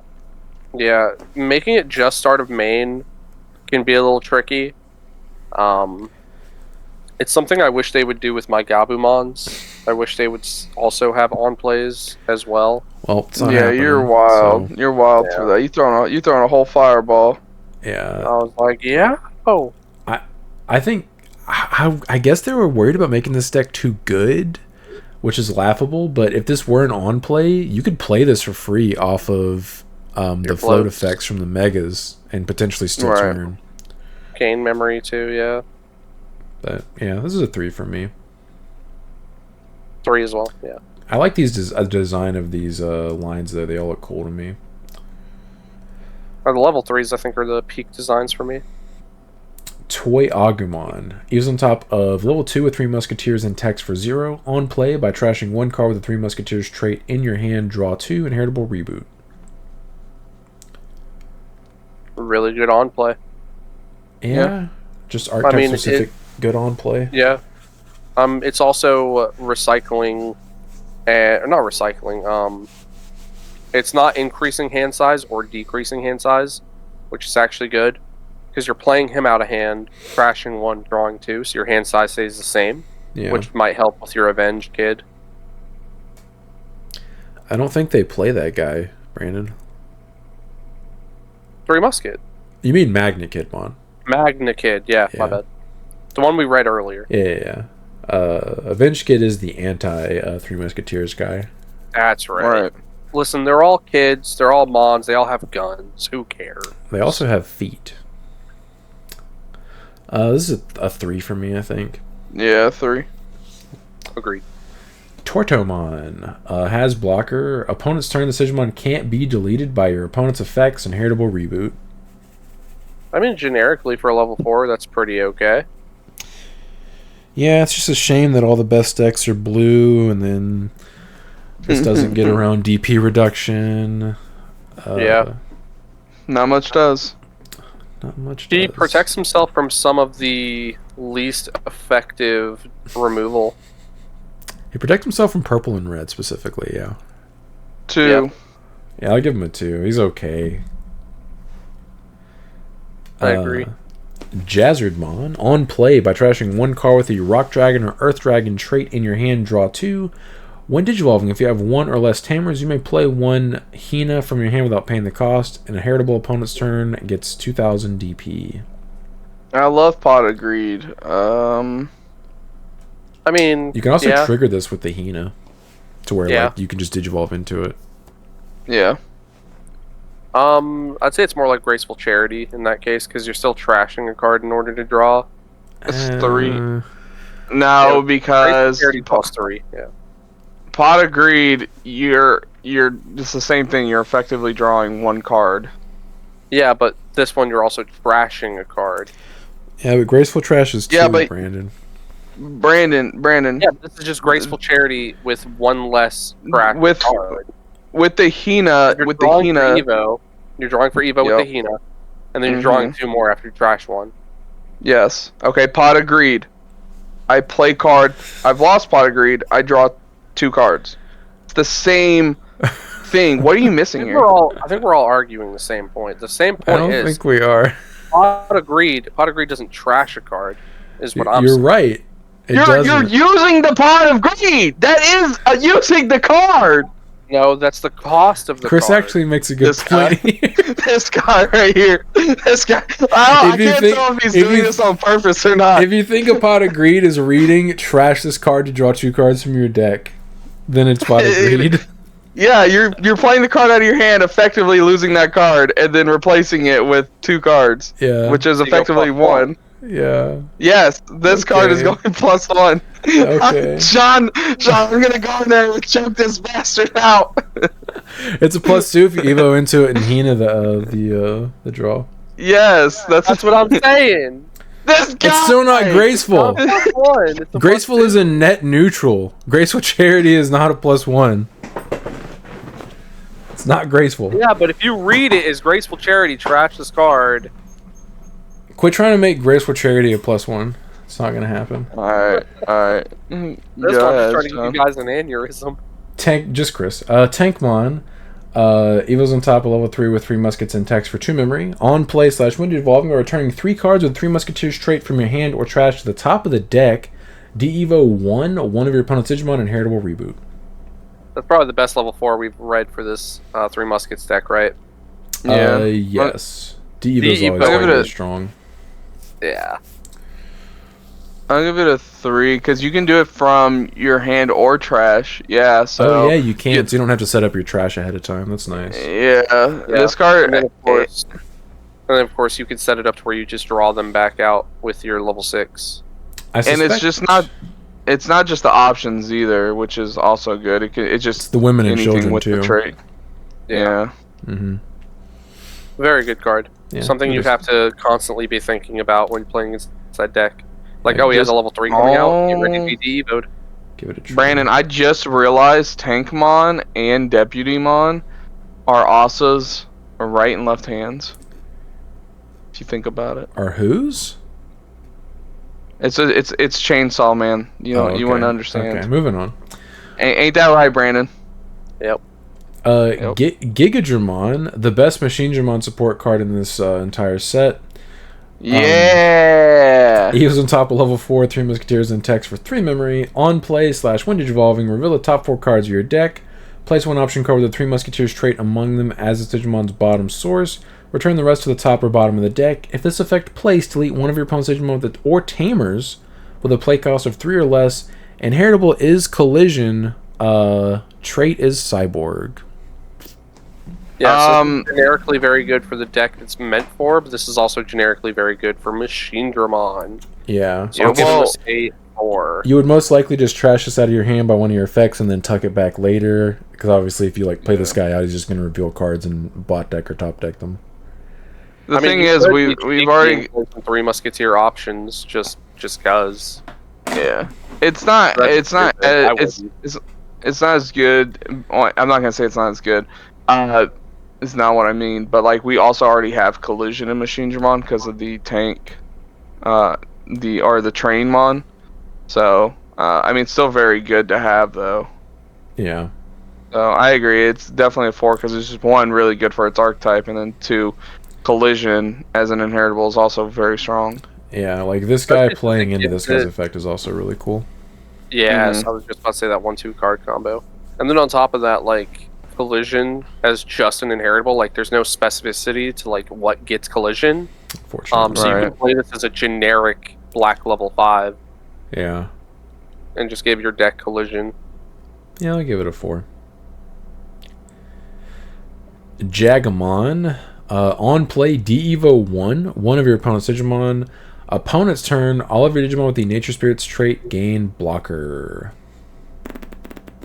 Yeah, so I feel like this deck is just one of those things where it's like you want to get into your DNA, and then you just want to flood the board with a bunch of these random little dudes who do a bunch of stuff. I'm looking at this deck and I'm just seeing Brick City, Brick City, Yep. Brick City. You know, it's just gonna be Brick City, man. At Yes. least its bricks can actually evo into stacks, unlike Jessmon.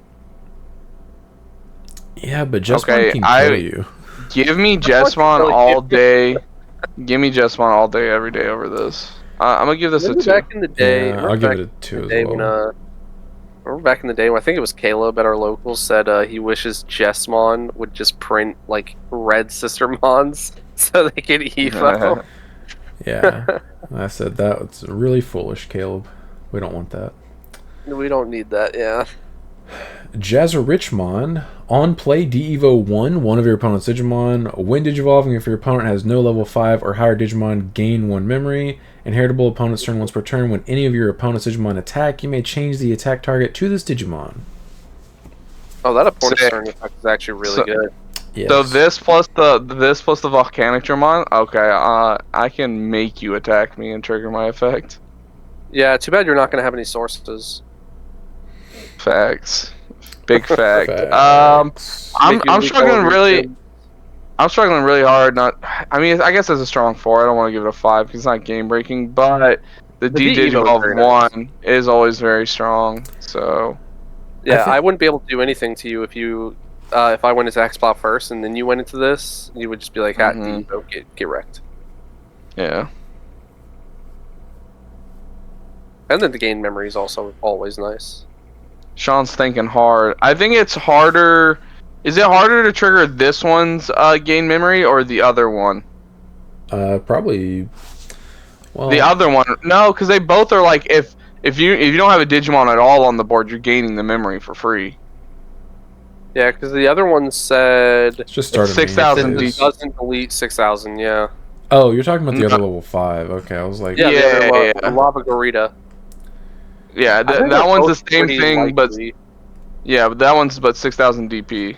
I think they're both pretty likely to trigger. yeah. I think that one is probably Eevos. more likely to trigger just because you can set it up like easier, like you're popping anything that's on the board with that and then Right. gaining the memory. I'll give this a 4, I think, but it's nowhere near a 5. I'm not sure why you think it's that No, good. that's why I started thinking. I was like, actually, no, it's not. It's definitely it's like a That's a good relative level. level. Yeah, it's just a Yeah. 4. It's a pretty strong card. Like being able to play that out for free off of your float effects is pretty nasty. Yeah. Yeah, it's a good card. Turtle World. Eldradimon. Tortiga? What's that Pokemon? I think Torterra? You were close. Yeah, Yeah, Torterra. Torterra. There you go. You were close. Yeah. Blocker. On play / when evolving, reveal the top 4 cards of your deck. You may play up to 7 play cost total worth of Digimon cards with the Nature Spirit trait among them without paying the cost. Return the rest to the bottom of the deck. End of your turn once per turn. 2 of your Digimon may DNA Digivolve into a Digimon card with the Nature Spirit's trait in the hand. Oh, okay. So this is the main level 6. So this is definitely the level 6 you're playing 4 of. And then your secondary level 6 is probably supposed to be the Saber Leo. Because this can actually play out your Saber Leo because he's a 7. Oh, it can. You're right. Okay. I was wondering like where the combo was. And then end of turn, you DNA. Interesting. So I am Bro, now what is it? officially picking up what they're putting down. What is this deck? It's so It weird. screams to me like they're trying to make a DNA deck, but also make an archetype surrounding a DNA deck by making it Nature Spirit, if that makes sense. It feels like they're trying to I'll give this a make 3. it. I Yeah. also agree. I go to 3. Yeah. No, Also, Brent, I get what you're putting down, big dog. It's so I don't know. I just want to go to the big gun. I see the big gun next Gundramon. turn. I think I want to read that. Yeah. Yeah. Machine Dramon Part 2, Gundramon. Blocker. On play / when Digivolving, reveal the top 6 cards of your deck. You may use one option card with the 3 Musketeers trait among them without paying the cost. Return the rest to the top or bottom of the deck. All turns, when your Digimon with the 3 Musketeers trait would leave the battle area other than by your effects. By trashing one option card in this Digimon's sources, they don't leave. I love how its man. protection generically protects everybody. Yep. And if it's all one effect, you trash one card. Americamon is pretty strong. This I is would, easily the closest I'm getting to a 5. Yeah. It's either a very strong 4 or a low end 5 for me. Like, its protection effect is legitimately so good just because of how you can keep recycling the options, if I remember correctly. And then on top of that, just on play come out with an option card just and use it immediately. Or on play when Digivolve.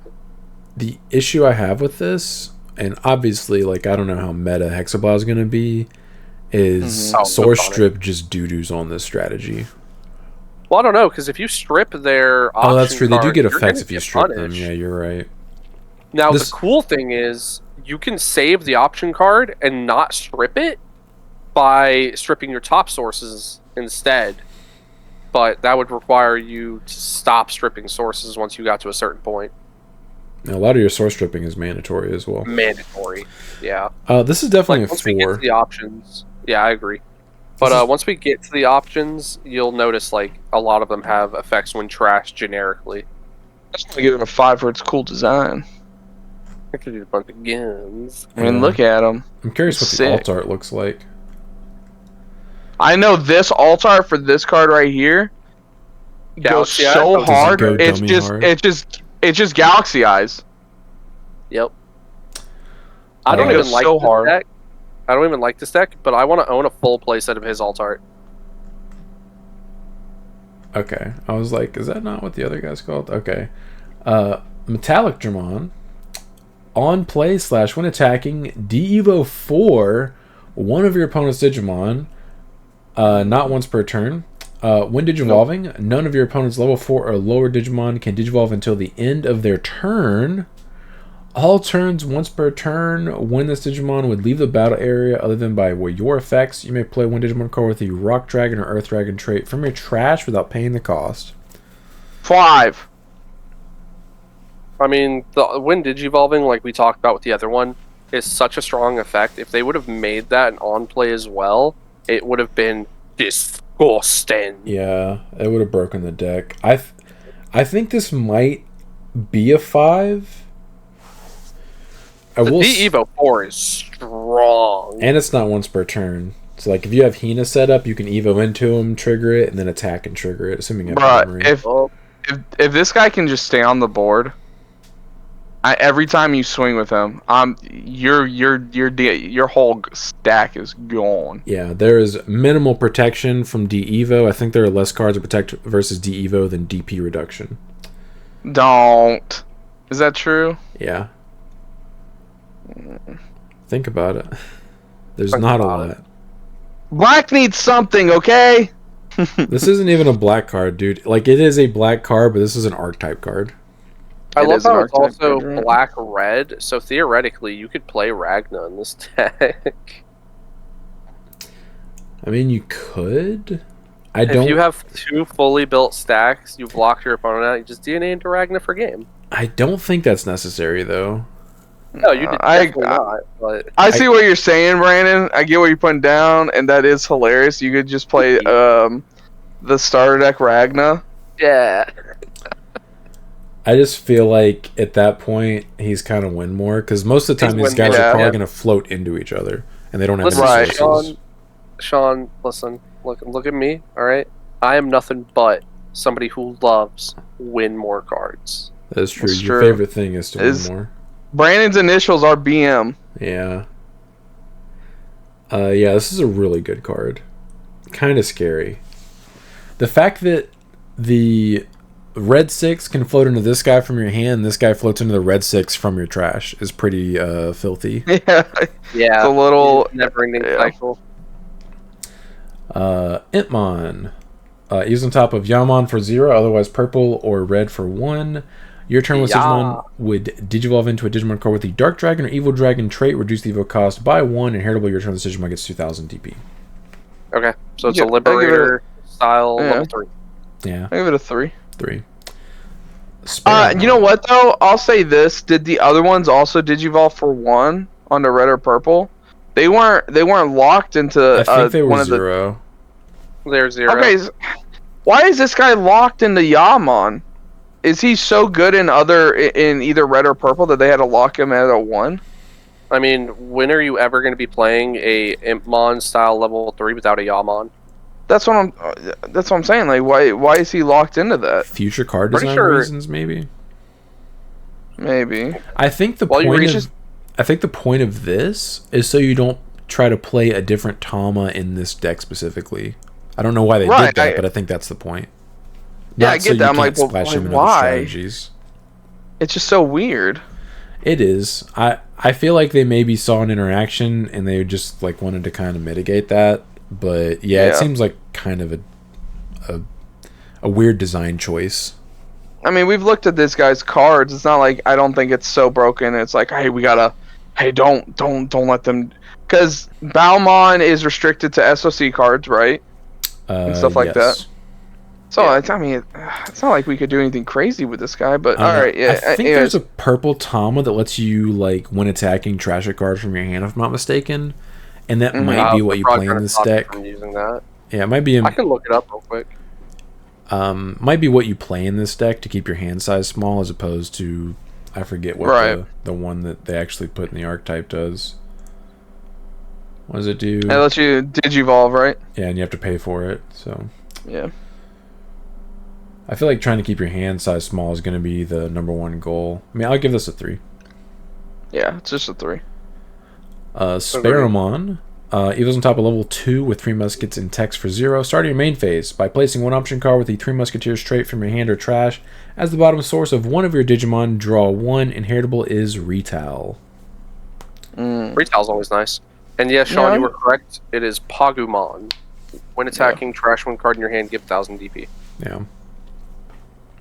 I'll give the Sparrowmon a 3. I think it's Same. okay. I think it's pretty solid. Agreed.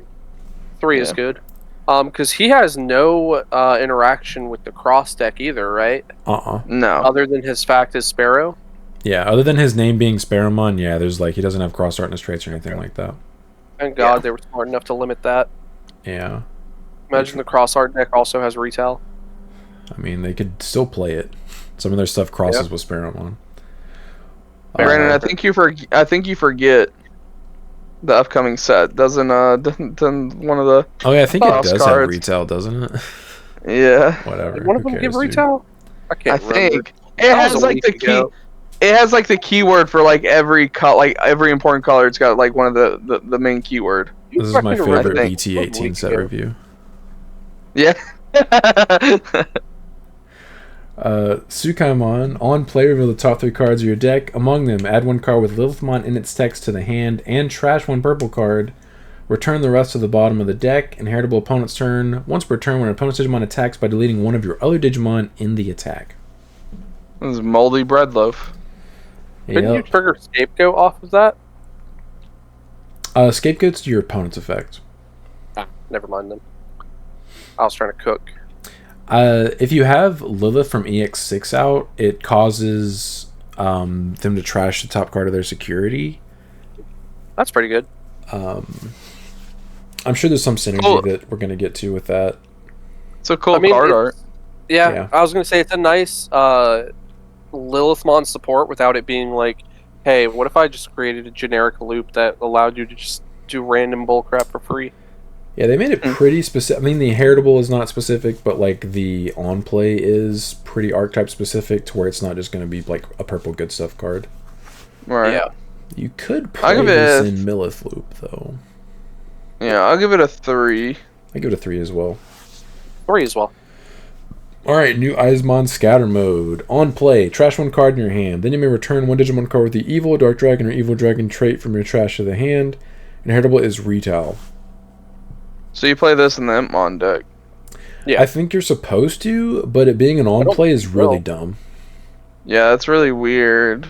I think if it trashed multiple cards, I think it'd be a little better so you can keep your hand size down. Yeah. But the fact you're trashing 1 card in hand, and sure, you're losing him as well, but then you're net losing only 1. It's optional to add, so you could just choose not to, but like... Oh, fair enough. I don't know, man. This deck seems like it's going to be super clunky. Yeah, it's a 4-cost card to trash 1 in your hand. Seems kind of bad. Yeah, like I'm gonna give it a 1. I'm gonna give it a 1 too. Sean's right. It should also be a when Digivolving. The fact that it's just an on play is really weird. Yeah. Yeah. Black Gatomon. When Digivolving / on deletion by trashing 1 card in your hand, one of your Digimon gains blocker and retail until the end of your opponent's turn. Inheritable That's opponents. better. I was about to say it's just better for the deck than the Eismon was. Yes, I don't think this goes in that deck though, unfortunately. Inheritable opponent's turn once per turn. When an opponent's Digimon attacks by deleting one of your other Digimon in the attack.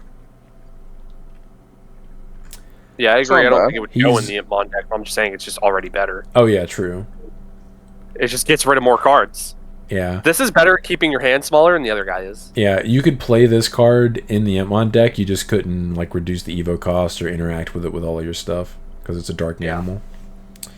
I'm gonna give this a 3. I kind of like that inheritable, especially if you can start taking advantage off of blowing up your other Digimon. I'm going to give this a 3 as well. I think this blocker retail effect, being able to trigger twice is pretty good, because you could give this blocker retail, block the first attack, die, and then trigger it to give something else blocker retail. Right. Yeah, I like this. Or This is you a can 3. Digivolve into it, retail into somebody, give somebody else blocker retail, do it again. Yeah, Instead of using the block, you can use the retaliation offensively. true. Yeah, this is actually a strong 3 for me. This is a really good Strong effect. three, yeah. I would say borderline 4. I think it is a borderline 4, like, because this is generic. This is just generic. As a level 4 goes, it's purple. It's generic. Like, retail blocker gives it twice.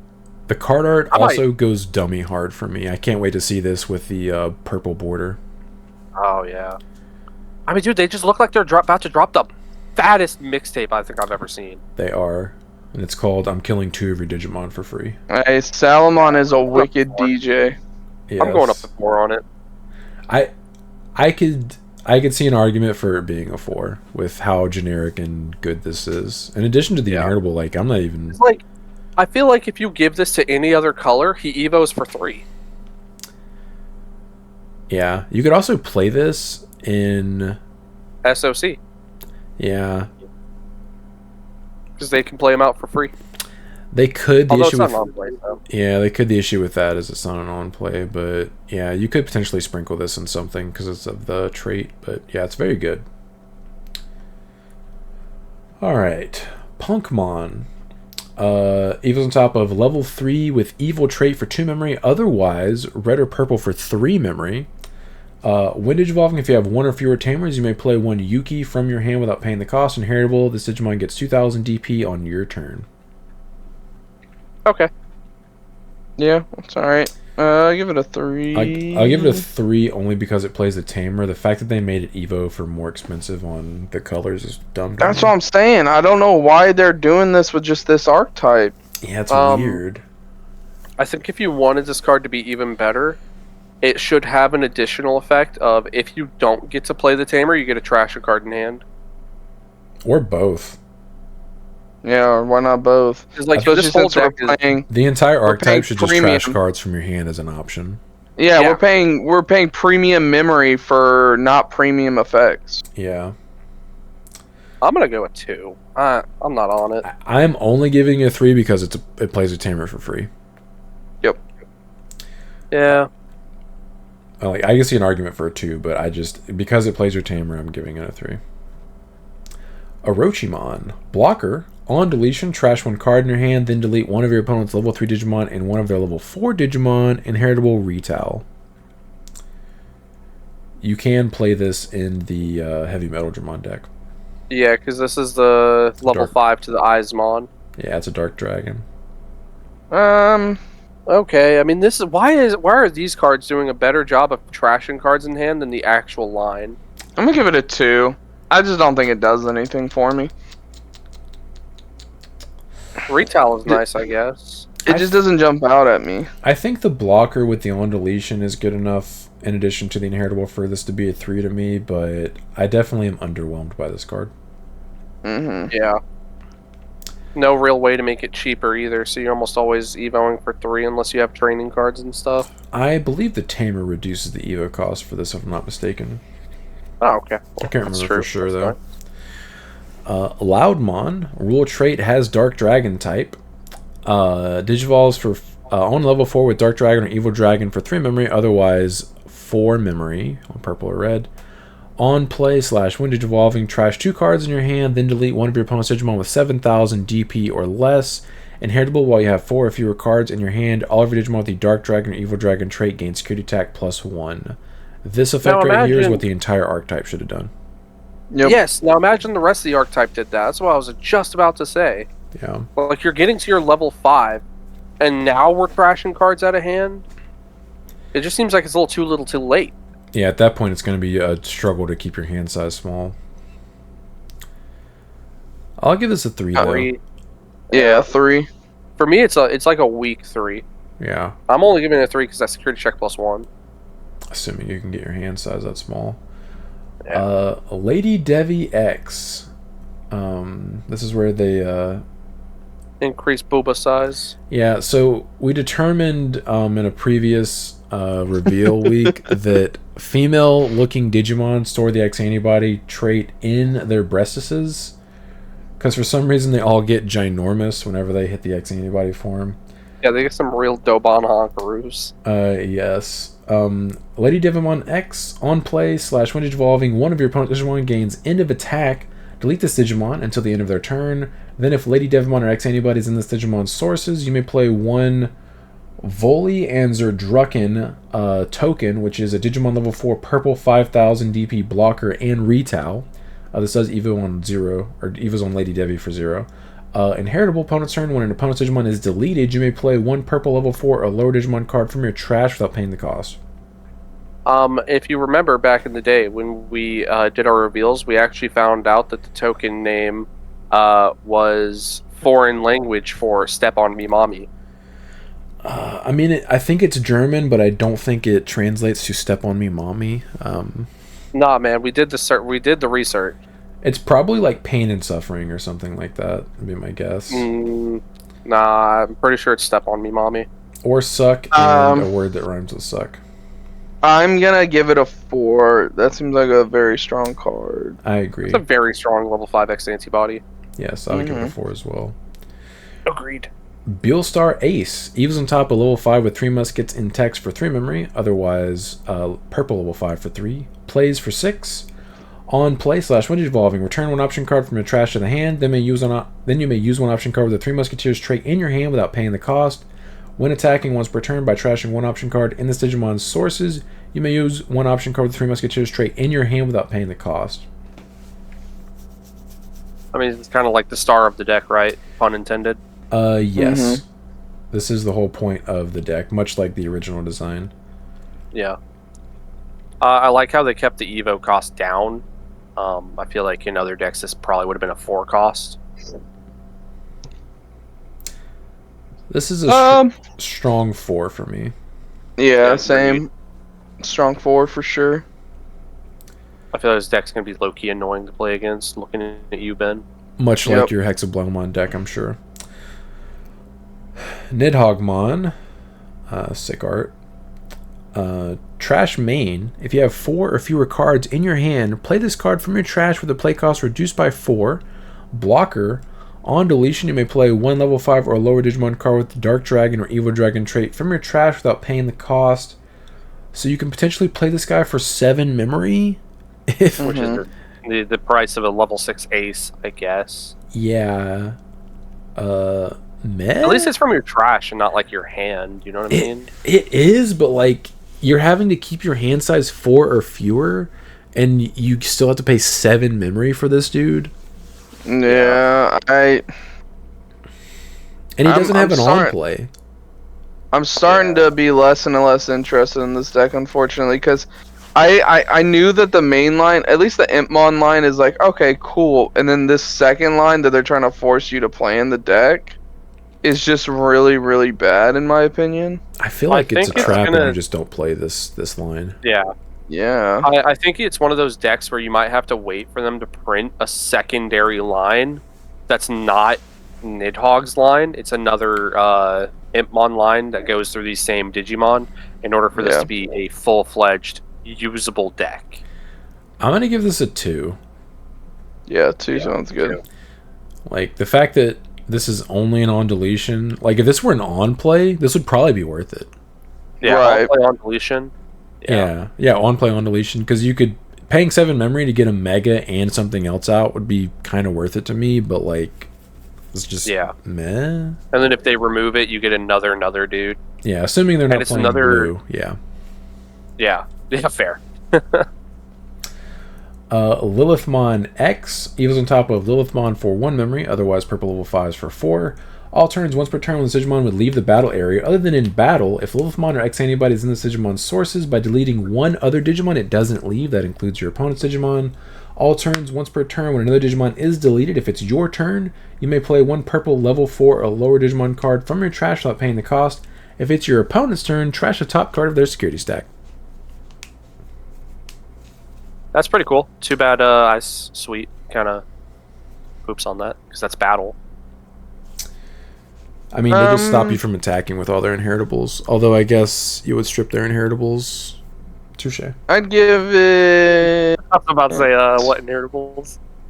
I wanted to give it a strong 4. I don't think it's a 5. I think it's 4. I think it's a 4. Just because blue is a bad matchup for it doesn't mean it's bad. You know what I mean? Like, blue's a bad matchup for a lot of decks. A lot of purple. Yeah, blue is probably purple's like worst matchup with how their removal effects align with their stuff.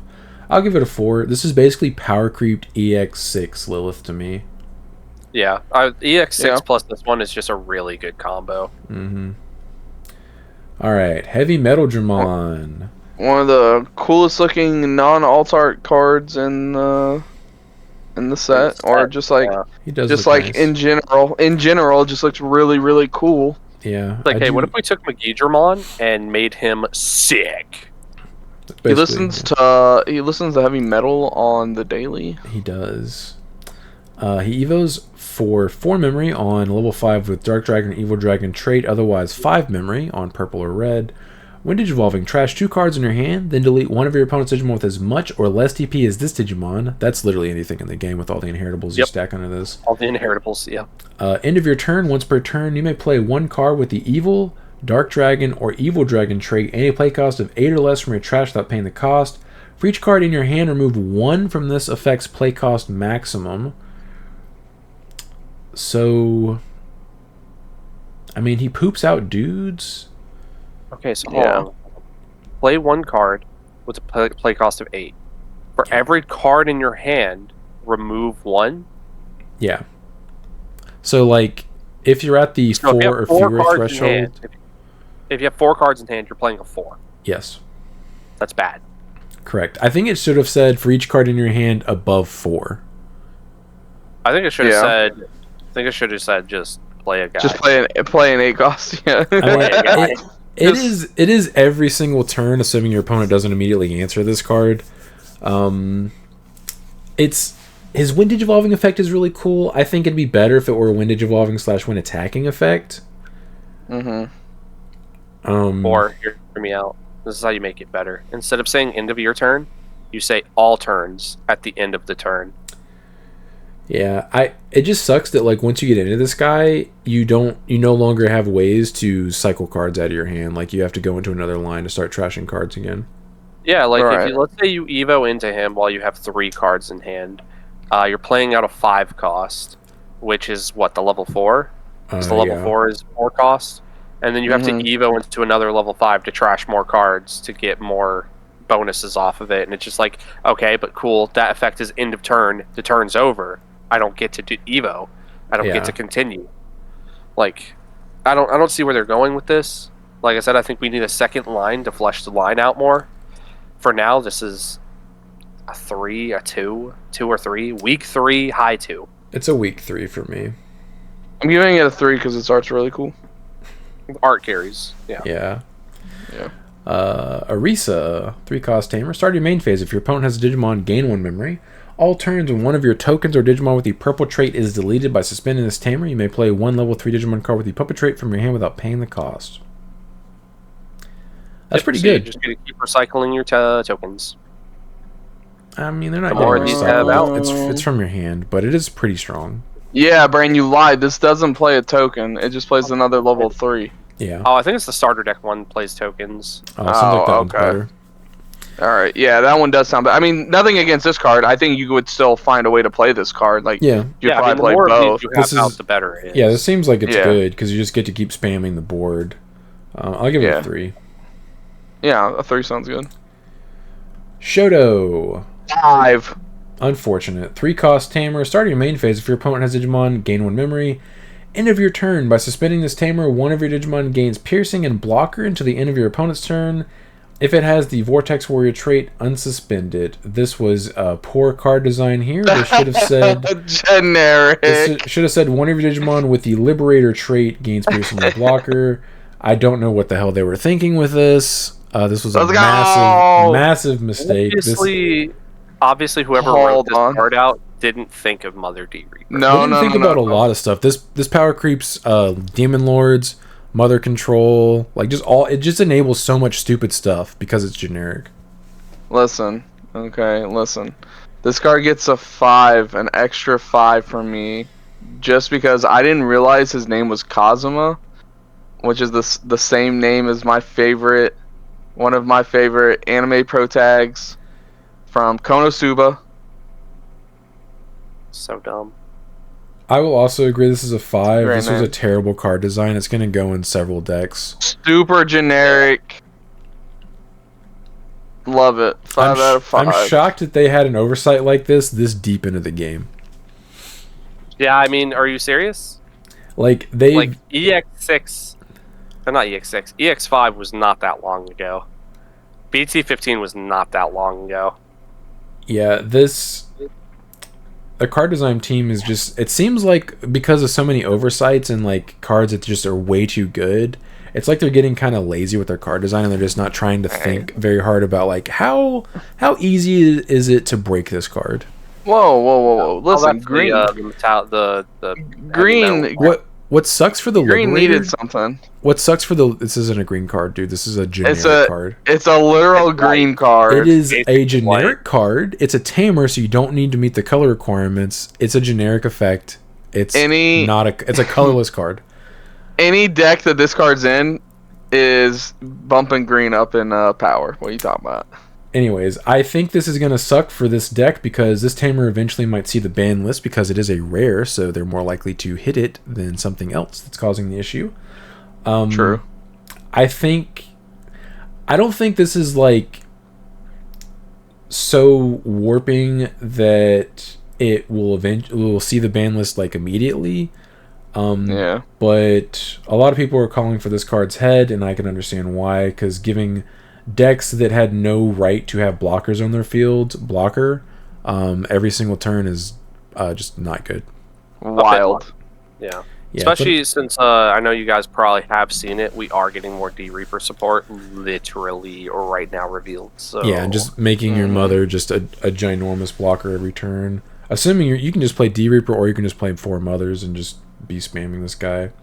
Yeah, tell your opponent to eat a bag. Yeah, real dumb. Yuki. Start your main phase. If your opponent has Digimon, gain 1 memory. Main. If you have 4 or fewer cards in your hand, by suspending this tamer, one of your Digimon may digivolve into a Digimon card with the Dark Dragon or Evil Dragon trait in the trash. I apologize, it doesn't reduce Evo cost. It just lets you do it if you have 4 or fewer. 3, I guess. 2. No, just look at it. It doesn't even let you reduce your hand size. She's purple, though. She's got purple eyeballs. Yeah, it's a 2, you're right. That's 2. Yeah. This whole archetype read out all at once is like ultra disappointing. It's such a cool looking archetype too, dude. It's so disappointing how like like when your deck looks cool but your deck doesn't play cool. I remember when everyone got. I remember when everyone got super excited that Impmon was finally getting like his own whole entire evolution line outside of Beelzemon, and then now we're reading it and we're like, ooh. Yeah, right. The archetype design is really cool. The designer of the effects of these cards needs to do what this guy did, dude. The guy that made Shoto needs to have made the Impmon line too. All right, Chaos Triangular. That's not a dumb name. 6 cost red, 3 Musketeers in its traits. When an effect trashes this source, one of your Digimon gets 3,000 DP until the end of your opponent's turn. You can ignore the color requirements. You have 3 Musketeers trait in play. Main, delete one of your opponent's Digimon with 9,000 DP or less. For each your Digimon with the 3 Musketeers trait with different names, add 3,000 to this DP-based deletions effect maximum. Then place this card as the bottom source of one of your Digimon with the 3 Musketeers trait. So this off-rip is going to be 12k basically always, because you're going to be playing it with a dude in play. And you're going to get to recycle it. The security effect is delete a Digimon with 12,000 DP or less. One of your opponents. I give it a 3. I'll give it a 3 as well. Deck. The art There's is a lot really of cool. Yeah, I agree. The art is really cool. There's just a lot of kind of generic protection going around that kind of prevents this kind of deletion. So yeah, dude, I will this say is America right here. I will say I very much appreciate They're all how yeah, I like how good old Magna Kidmon is using a finger gun. Like if you look he is. at him, I didn't he's even pointing realize his head. Bang bang. Yeah, for real. That's funny. Yeah, the name could use some work, but the rest of the card's fine. Yeah. Summon Frost, 5 cost blue option. Trash the top 2 sources of all of your opponent's Digimon. If this effect didn't trash, you may play one level 4 or lower Digimon card with the Ice No trait from your hand without paying the cost.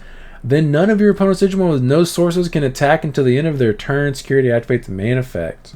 1. If I remember correctly, they did this with Hexblaumon last time too, where they gave it a really, really bad option card that's No. never going to Absolute Blast is bad. Actually This great. card is kind of gross. You don't- you like this? Good. You bot decked it. Yeah, but Absolute Blast, like, you didn't have enough source strip to where Absolute Blast was going to consistently out stuff, especially if it got checked out of security. What you mean? You got to attack to trigger Sword Joe, my dude. I think you could potentially play Absolute Blast in the deck now. I wouldn't. But this card is really gross because it strips top 2 of all of your Digimon, and then it has a blanket stun effect where if you don't have any sources, you cannot attack. Yeah, but this is going to be passing turn. Imagine checking this out of security when you're swinging for lethal, potentially. You're like, oh, I outed their Hexablaumon. Time to kill him. And you check this, and you're like, oh. Now, my Digimon all have sources. What are you talking about? Not anymore. What are you talking about? No, And even if I after check this. And if I don't strip anything, I gotta play it, dude. Brain, you're not going to play this. I'm 1,000% gonna play this. This card's disgusting. What? Yeah, I feel like you would. Oh. This seems really good. I'm going to give this... The highest I'll go is a 2. I'm giving gonna. it a 3. I think it's approaching a 4 for me. A 4? Yes. You This is wild? strip top 2 of all of your opponent's Digimon, and it's a blanket stun effect. Yeah, they have no sources. Chris, okay, you know what? I can't wait for us to be playing. And then I want you to like have that moment where you're about to swing for game and you hit like a Congo. Is that the one where you just can't attack players? Yeah. Yeah, it's just a And then you can't lose attack in on the general. spot. You lose on the spot because you hit that. Also, imagine you have some aces at the top source of your Digimon. This can just steal turn from you if you check it out of security, or be played maybe for free. Maybe it from you, my guy. Maybe you. I think You're this right. is a 4. This You're is a 4 definitely for me. not. You're definitely not playing the Metallic Dramon deck, right? Where Nope. your dudes just don't have sources because they float. Exactly. Yeah, they float. All right, Wonder They all Stomp. float down here. 2 cost yellow. Main, draw 1. Then you may play 1 level 3 Digimon card with the puppet trait from your hand without paying the cost. Security, activate this card's main effects. That card's really good. Yeah, I mean, it's literally... It replaces itself. It plays a guy for cheaper. It's probably a 4 of in the deck, honestly. Honestly, I'll give it a 3. Yeah, I'll give it a 3 as well. Oh, Wind Slicer is disgusting.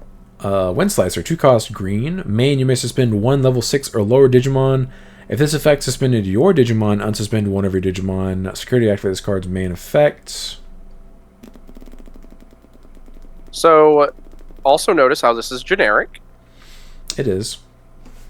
So, essentially, you could just have a dude come out, suspend it, and then unsuspend one of your other dudes.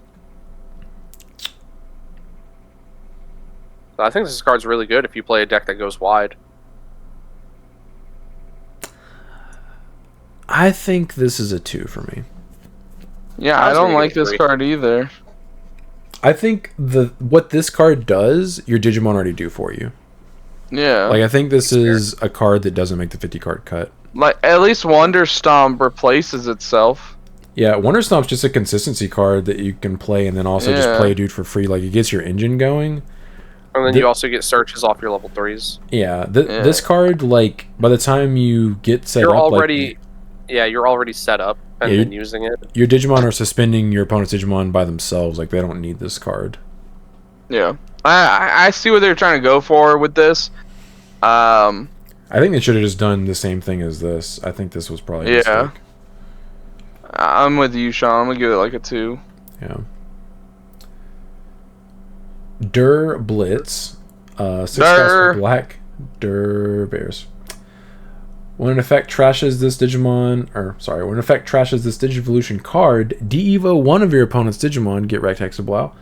Yeah, exactly. Ignore color requirements, blah blah blah. Main, delete one of your opponent's Digimon with the lowest play cost, and place this card as the bottom source of one of your Digimon with the 3 Musketeers trait.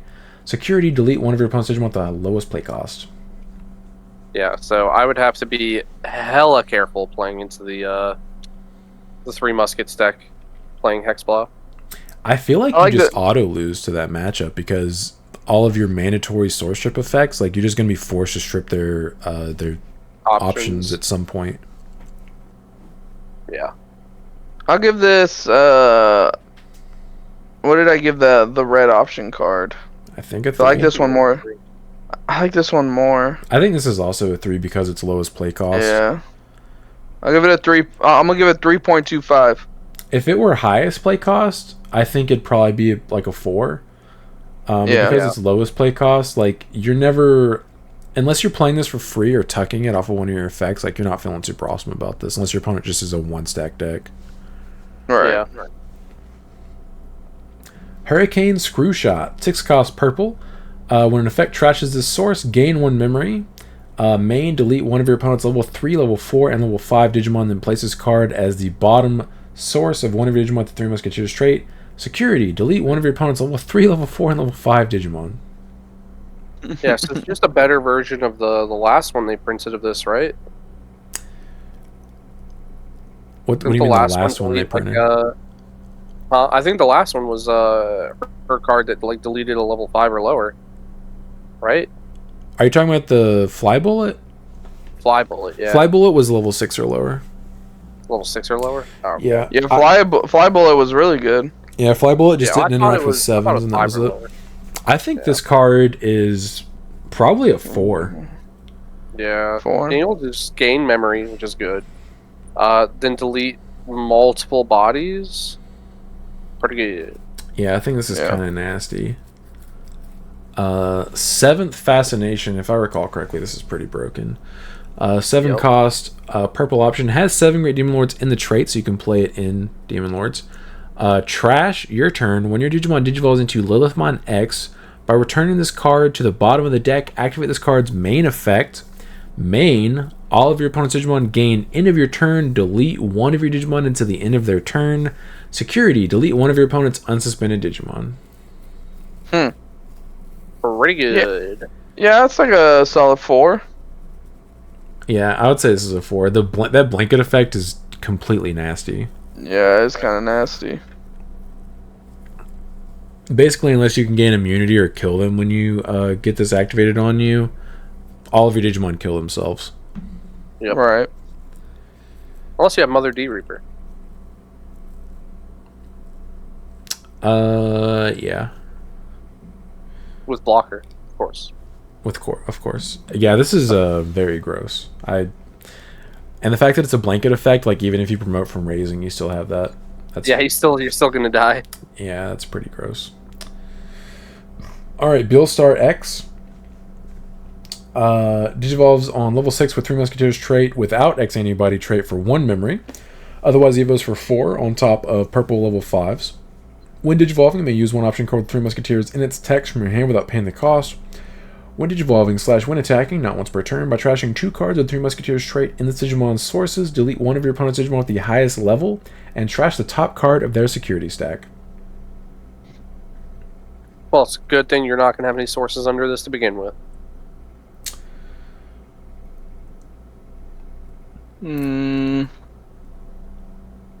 But I feel like this is an okay type of kill shot type card. It feels like the game ender or like late game kind of card. When you're just swinging to get rid of their last security and go for game. Well, I will say it is nice that it's when digivolving and when attacking, not once per turn. But like, how quickly and how fast can you start just tucking as many of those? I mean, it's it's just 3 Musketeers in trade, so I guess it's not that bad. You can trash, assuming you have Digimon in there with the 3 Musketeers trait, which is all of the 6s and stuff. You can just trash your Digimon. Yeah. Right. Well, I was Sean. Is this does it have to delete something to trash the security? No. No. Just an You have to trash 2 cards to trash security, though. Yeah. Okay. This seems like I'd a 1 give or it a 2 4. of that you go into to end the game. Yeah, I'd give it a 4 of as a game ender. Yeah, I'll give it a 4. 5 for the card art. I'm actually going to give this a 3. He's so salty in the back. Really? He really wants X antibody. Yeah, he's jelly, Salty dude. boy. Also You're only going to notice- 3, Sean. You don't like this card? I don't dislike it, but like this is probably a 1 or 2 of that you played in the game potentially. I think. Yeah, but that's like saying Alter B is a 3. But Alter Doesn't B matter. definitely.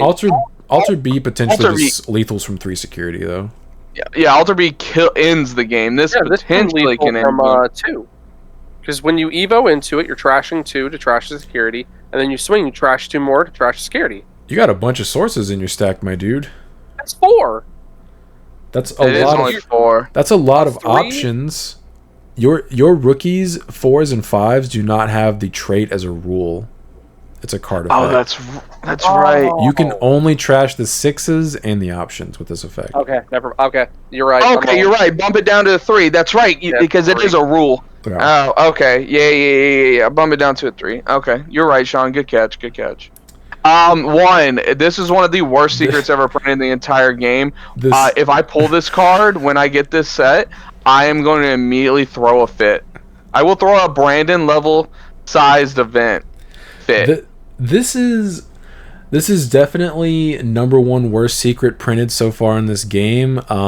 It absolutely blows. Like it should be a rare. Yeah, it blows Paladin mode out of the water. There should have been another Hina. I don't know what the hell the point of this card was. It's so dumb. Three cost green, yellow, purple option, but if you have a Digimon Trading Liberator trait, you ignore the card's color requirements. Why the hell is this 3 colors? Main, reveal the top 3. White at that point. Yeah, like why? Main, reveal the top 3 cards of your deck. Add 1 card with the Liberator trait among them to the hand. Return the rest to the bottom of the deck. Then one of your Digimon may digivolve into a Digimon card in your hand with a Digivolution cost reduced by 4. Security, you may play 1 card with the Liberator trait with a play cost of 4 or less from your hand or trash without paying the cost. Then add this card to the hand. What sucks about this is this might be a 4 of in the Liberator decks, but it's a secret. Mm-hmm.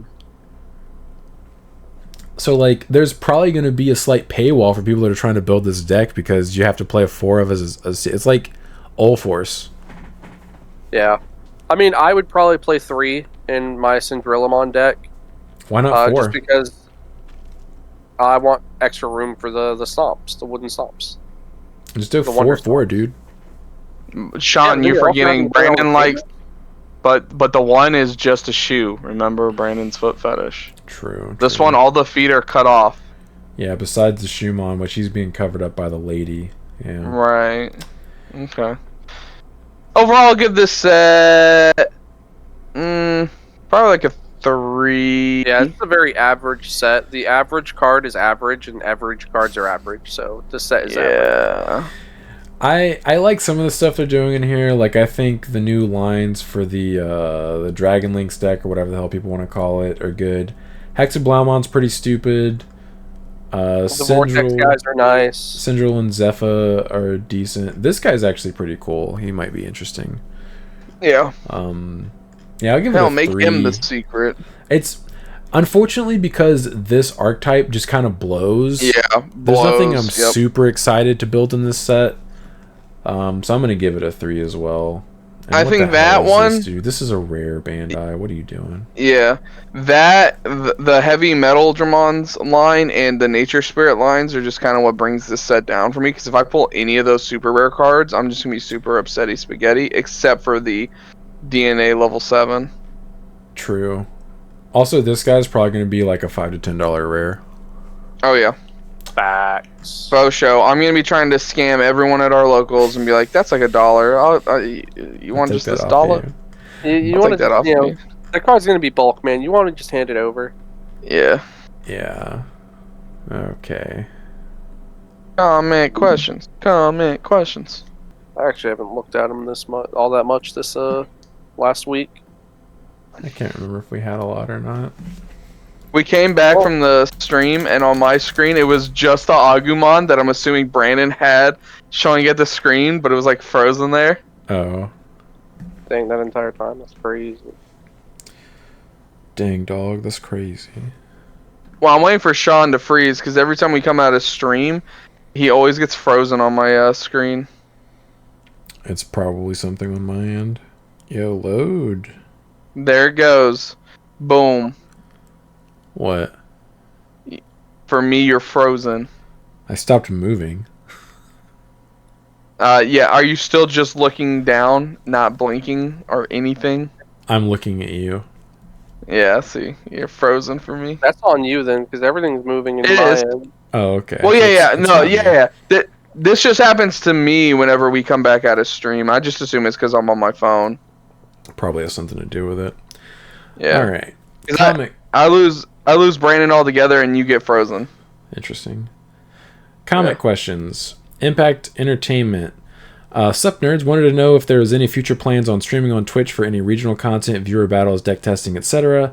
Thank you for the content as always. Not for me. I would like to do that at some point. That is something I've been thinking about. I am unsure if my current rig can handle doing that though. So I may need to upgrade my PC in order to stream without having it like freak out on me.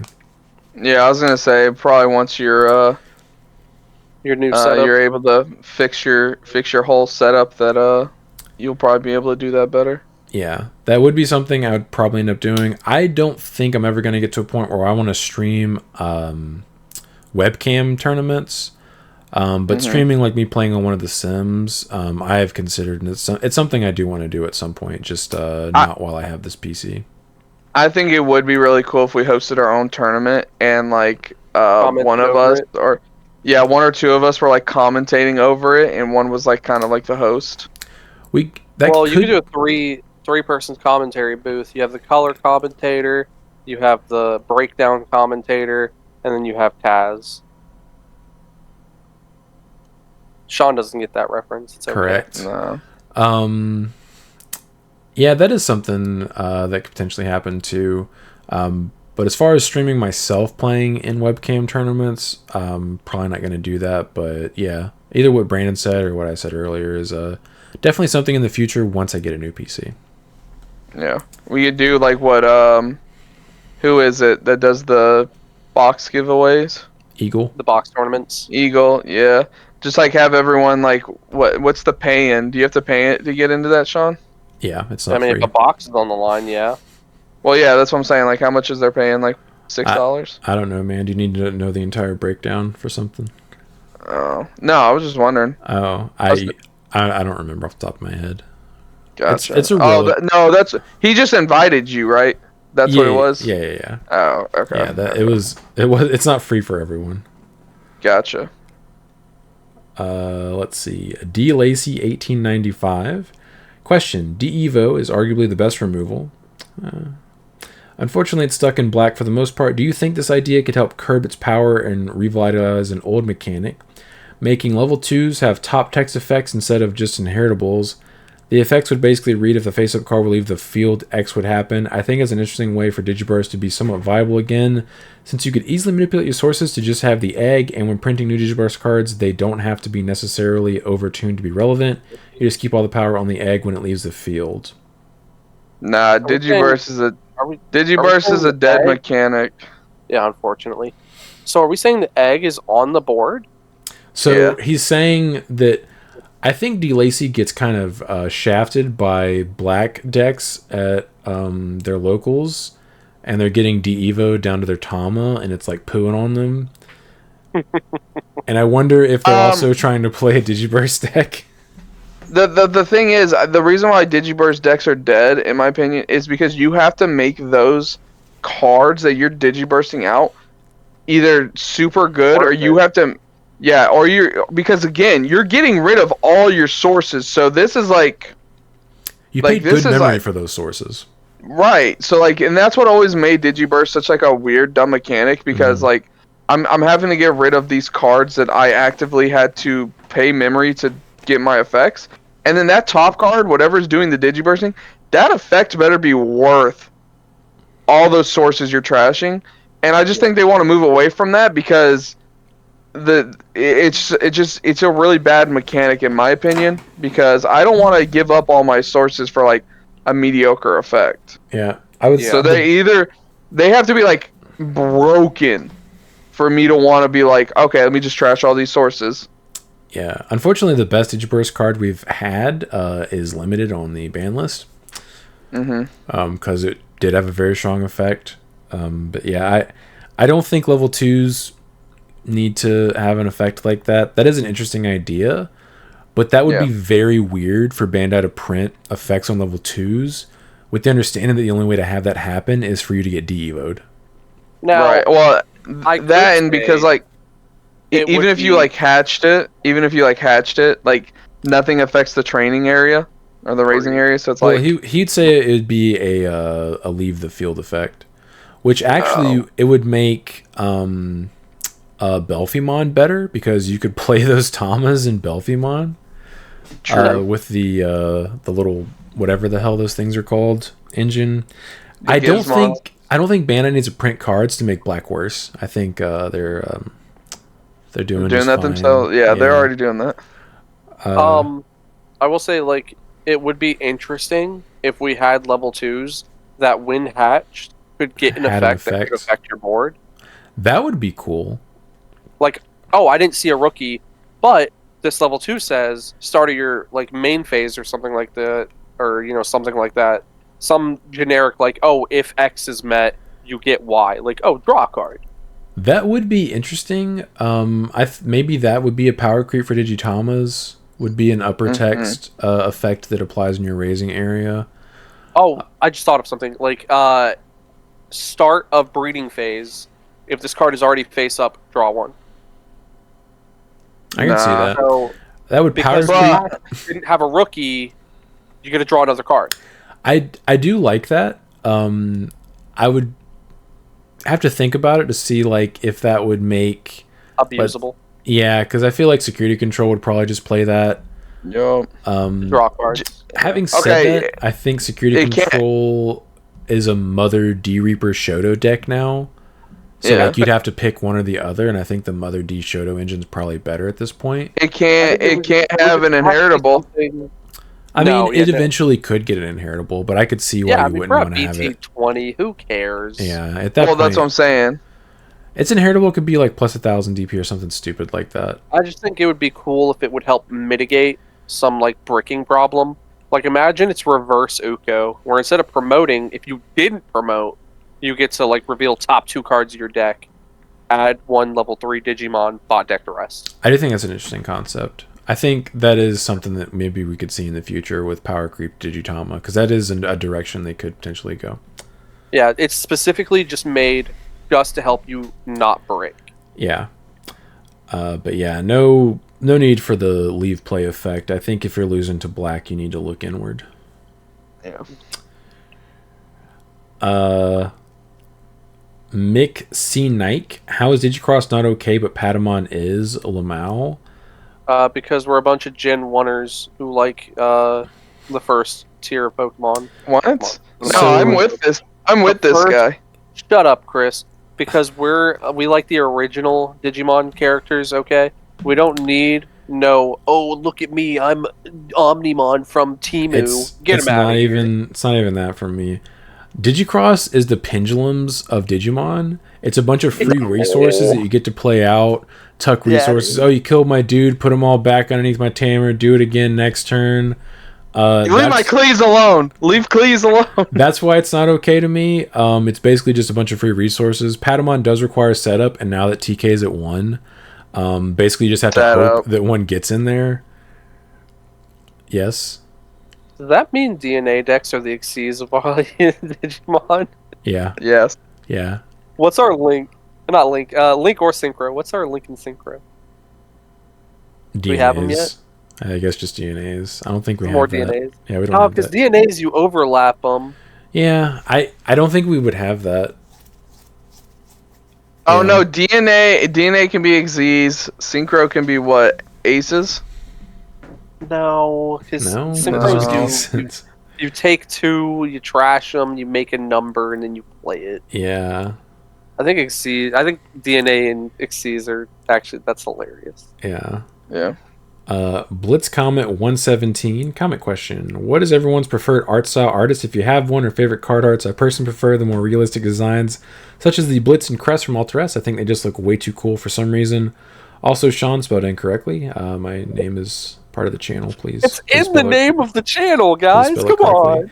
If you're salty like me about Lord Nightmon X being purple-black, you should consider still running yellow base and running him since he can go on any Lord Nightmon and just play the new training boost coming that let you search either yellow or purple. I waited too long not to play yellow base Lord Nightmon. Keep up the good work. Yeah, it's a consideration, although I think BT5 Lord Nightmon, by the time we get the Lord Nightmon X cards, it's just not going to be good enough. Yeah. I might consider it though, but yeah. What sucks is, so we're gonna get 2.0, which hopefully Lord Nightmon X is in, along with Lord Nightmon. But we're not gonna get those training boosts that you referenced until December.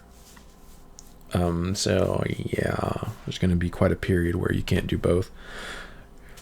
Ben would have loved to answer this question, because he constantly tells me the name of artists when I'm like, oh, I like that card art, and he's like, yeah, that's blah blah blah, and I'm like, Ben, quit telling me that. I'm actively refusing to remember the name of that artist. I love all the different arts. It just depends on the card for me. Like the smaller Digimon, I like more of the cute, cute. And then like once they start getting into like the 5s and 6s, I'm like, okay, like now I want to see some cool art. Yeah. So, for me, I have a style. I love a specific style.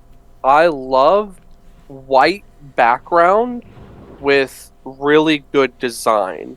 So, for example, this is an off-the-wall example. This Shakuamon.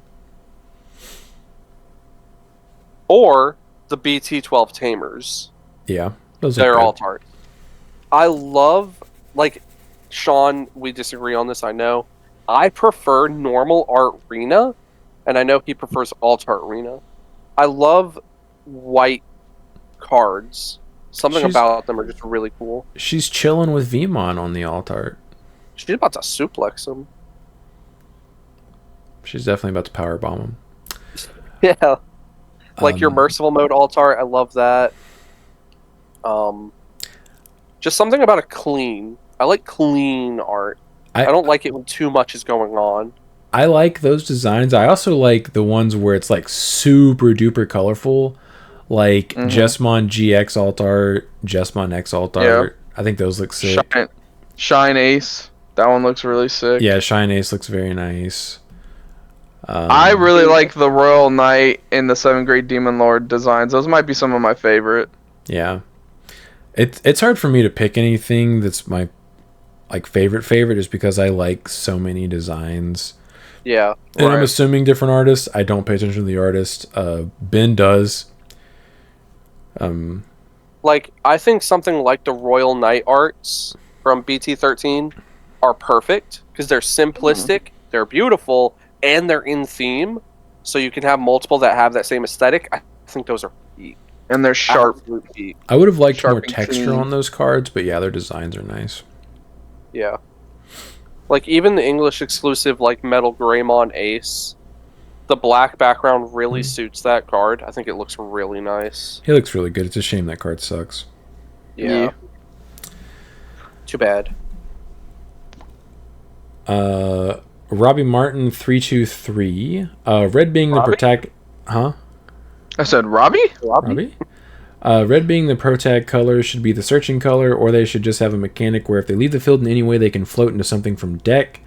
Black should be the stun color, like mentioned. Should also have a way to drain memory more reliably.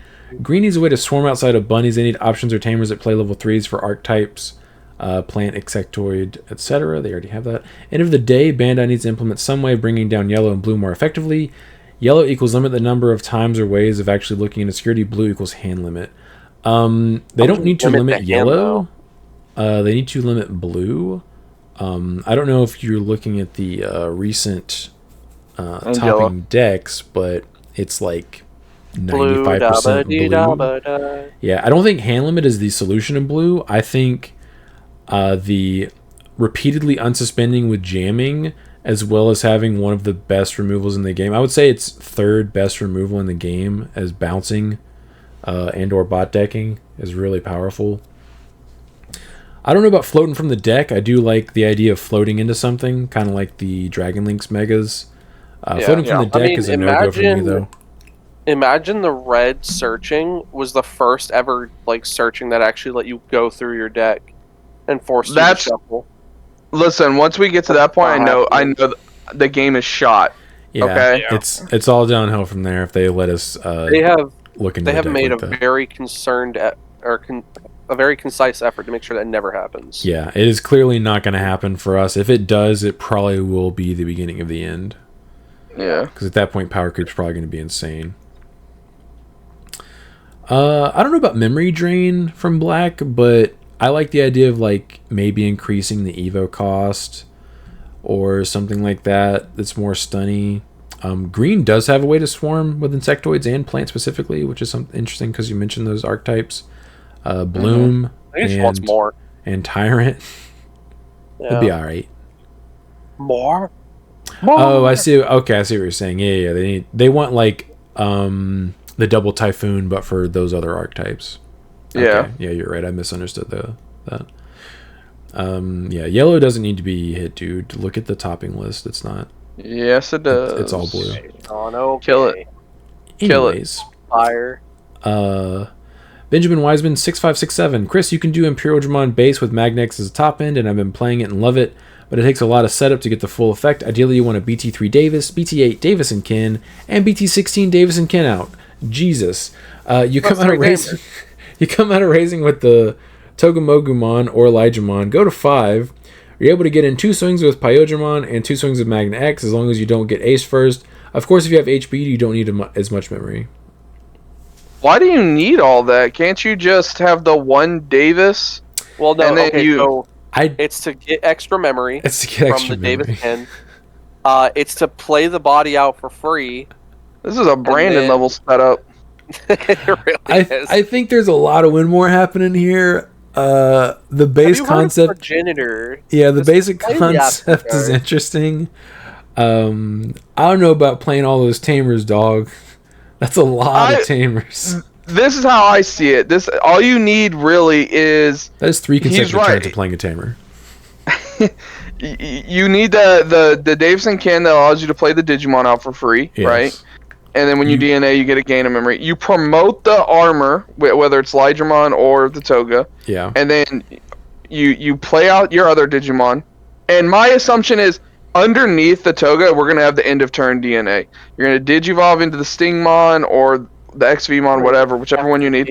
Uh-huh. Right? What? You DNA, you're gonna gain a bunch of memory, and then you just play the option card. You don't need all those tamers. I think you right? would legitimately be fine if you just had one BT16 Kenan Davis out. Yeah. Yeah. That's the most broken tamer they have. So. Yeah, that is by far the best tamer in the game currently. Heck, you don't even if you just do I think the Vmon, right, the one that allows you to Digivolve from trash. That's even another one less card that you could. Wormon. Yeah, Yeah, Wormon. Yeah. What did I say? Wormy. Vmon. Oh yeah. Anyways, and then you DNA, you can get your swings in. If you don't get Ace, then you just activate the. Yeah, I think there is definitely something there, but it doesn't require you to play 3 tamers on 3 consecutive turns and lose to regular Imperial by the time you get set up. Yeah.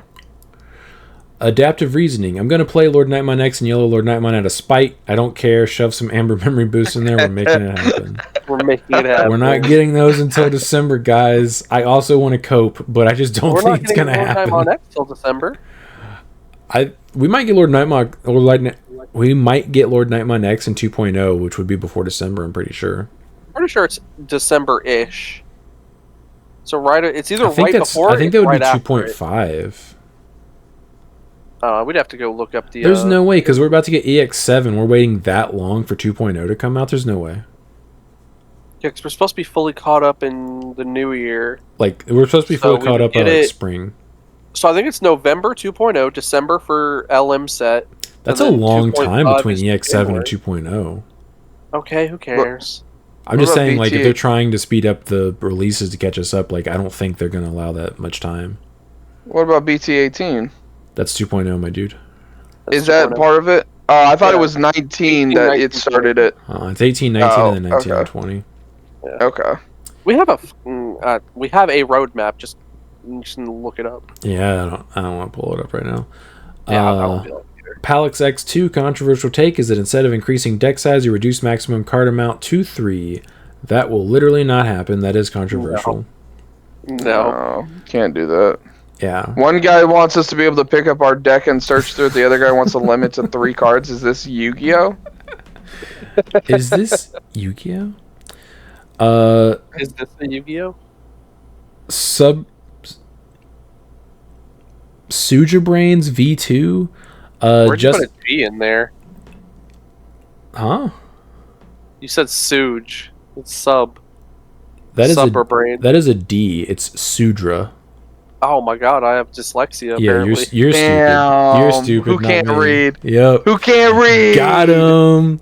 Caught it in 4K. Illiterate. Justin Ace trashes any option cards, training and boosts included. That was an oversight when we were looking at the reveals. Cute, but the card still kind of sucks.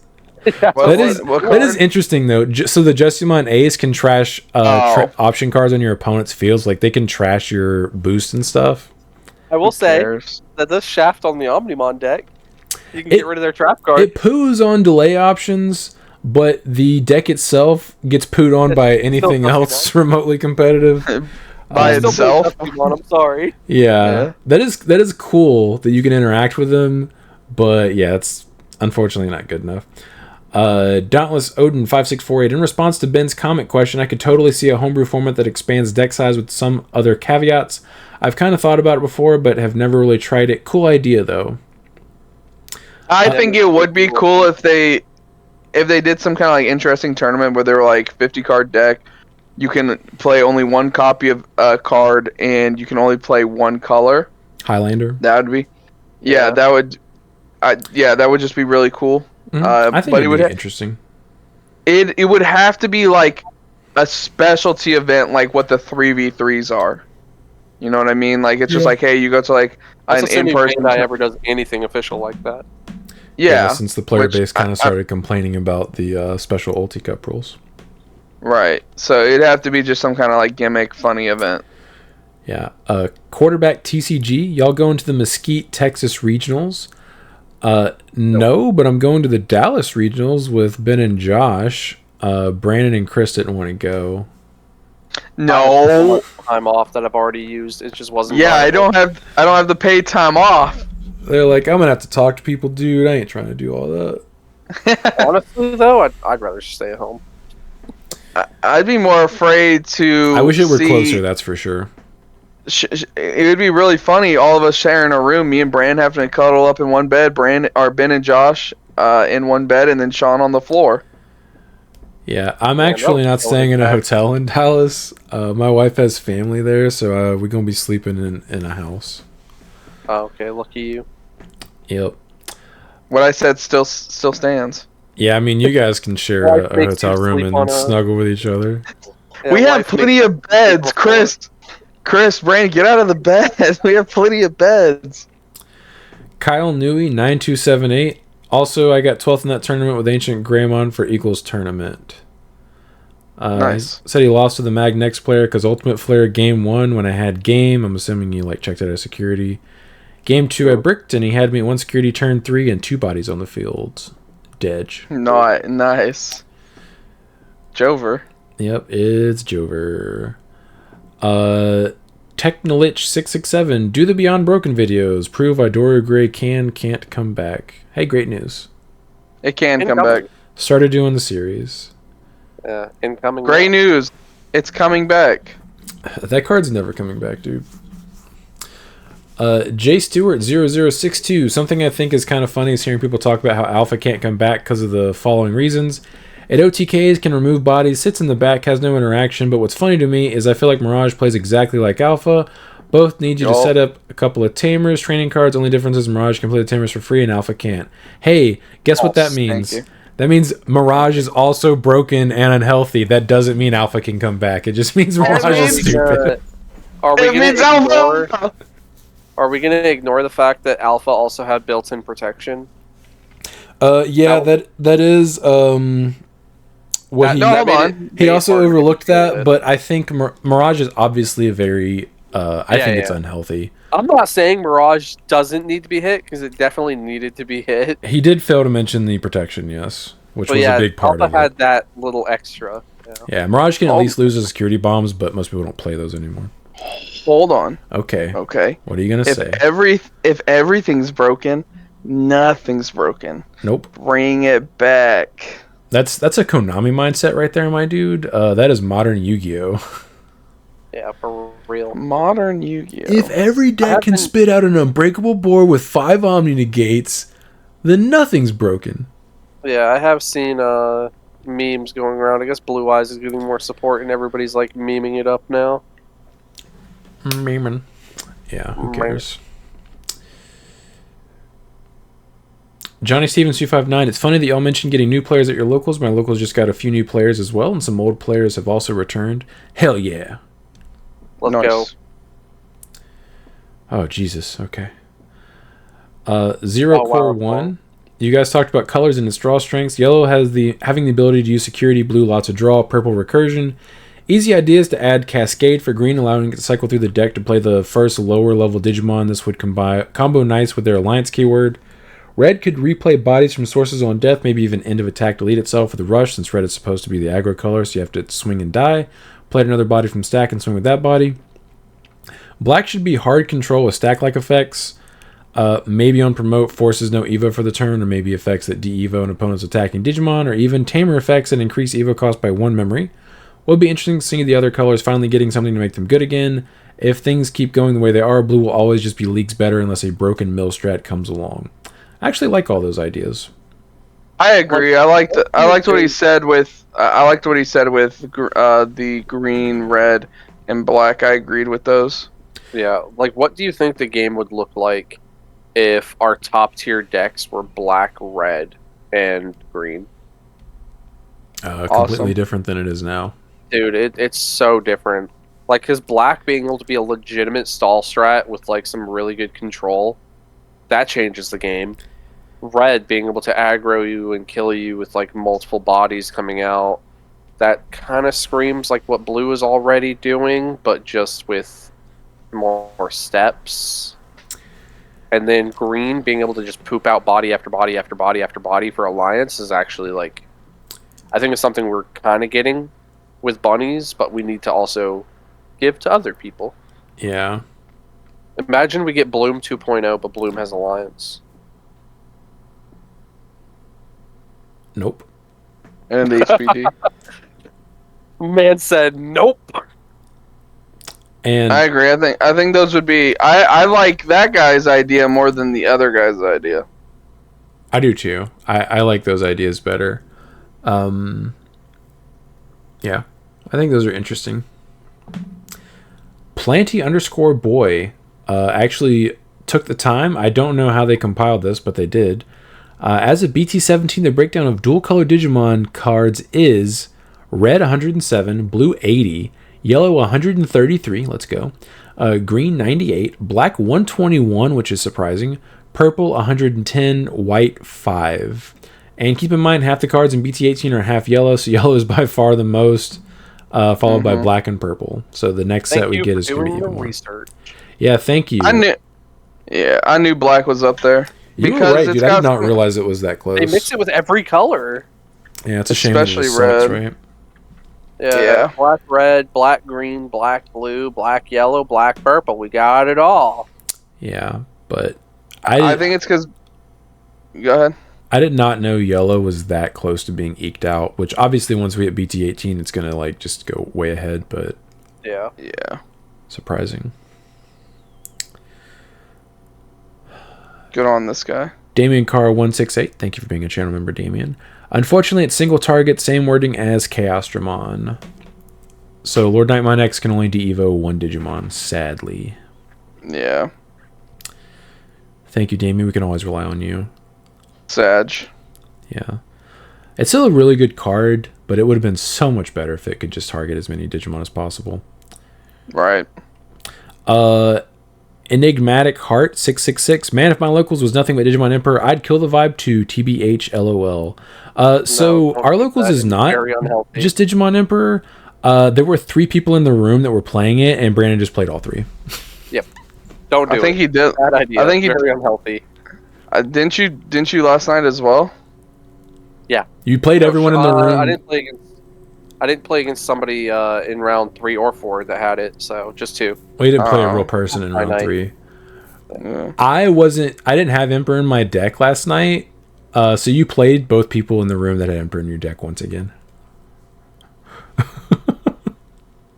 You make I the can't pairings. wait to read this next one. Latitude 990. Do you guys think infinite loops are bad for the game, even if they effectively end the game on the spot? Yes. Yeah, I think they're fine since the opponent can concede compared to a rune mode loop where you have to play it out for the small chance of a comeback. Curious about your thoughts. Just concede there too. Come on. Hold on. Here's the difference though with something like Millith Loop. Tell me you're a Yu-Gi-Oh player without telling me you're a Yu-Gi-Oh player. Yeah, that's Isn't Millith Loop kind of hard to like actually not like hard to do, but isn't it easy to mess up? purple strategies usually because there's so many different Moving parts. decision lines that you can take or decision trees or whatever is easy to not play optimally. Not saying that you can't figure it out and still probably stumble through killing your opponent, but playing purple strategies optimally because there's so many different play lines usually is hard.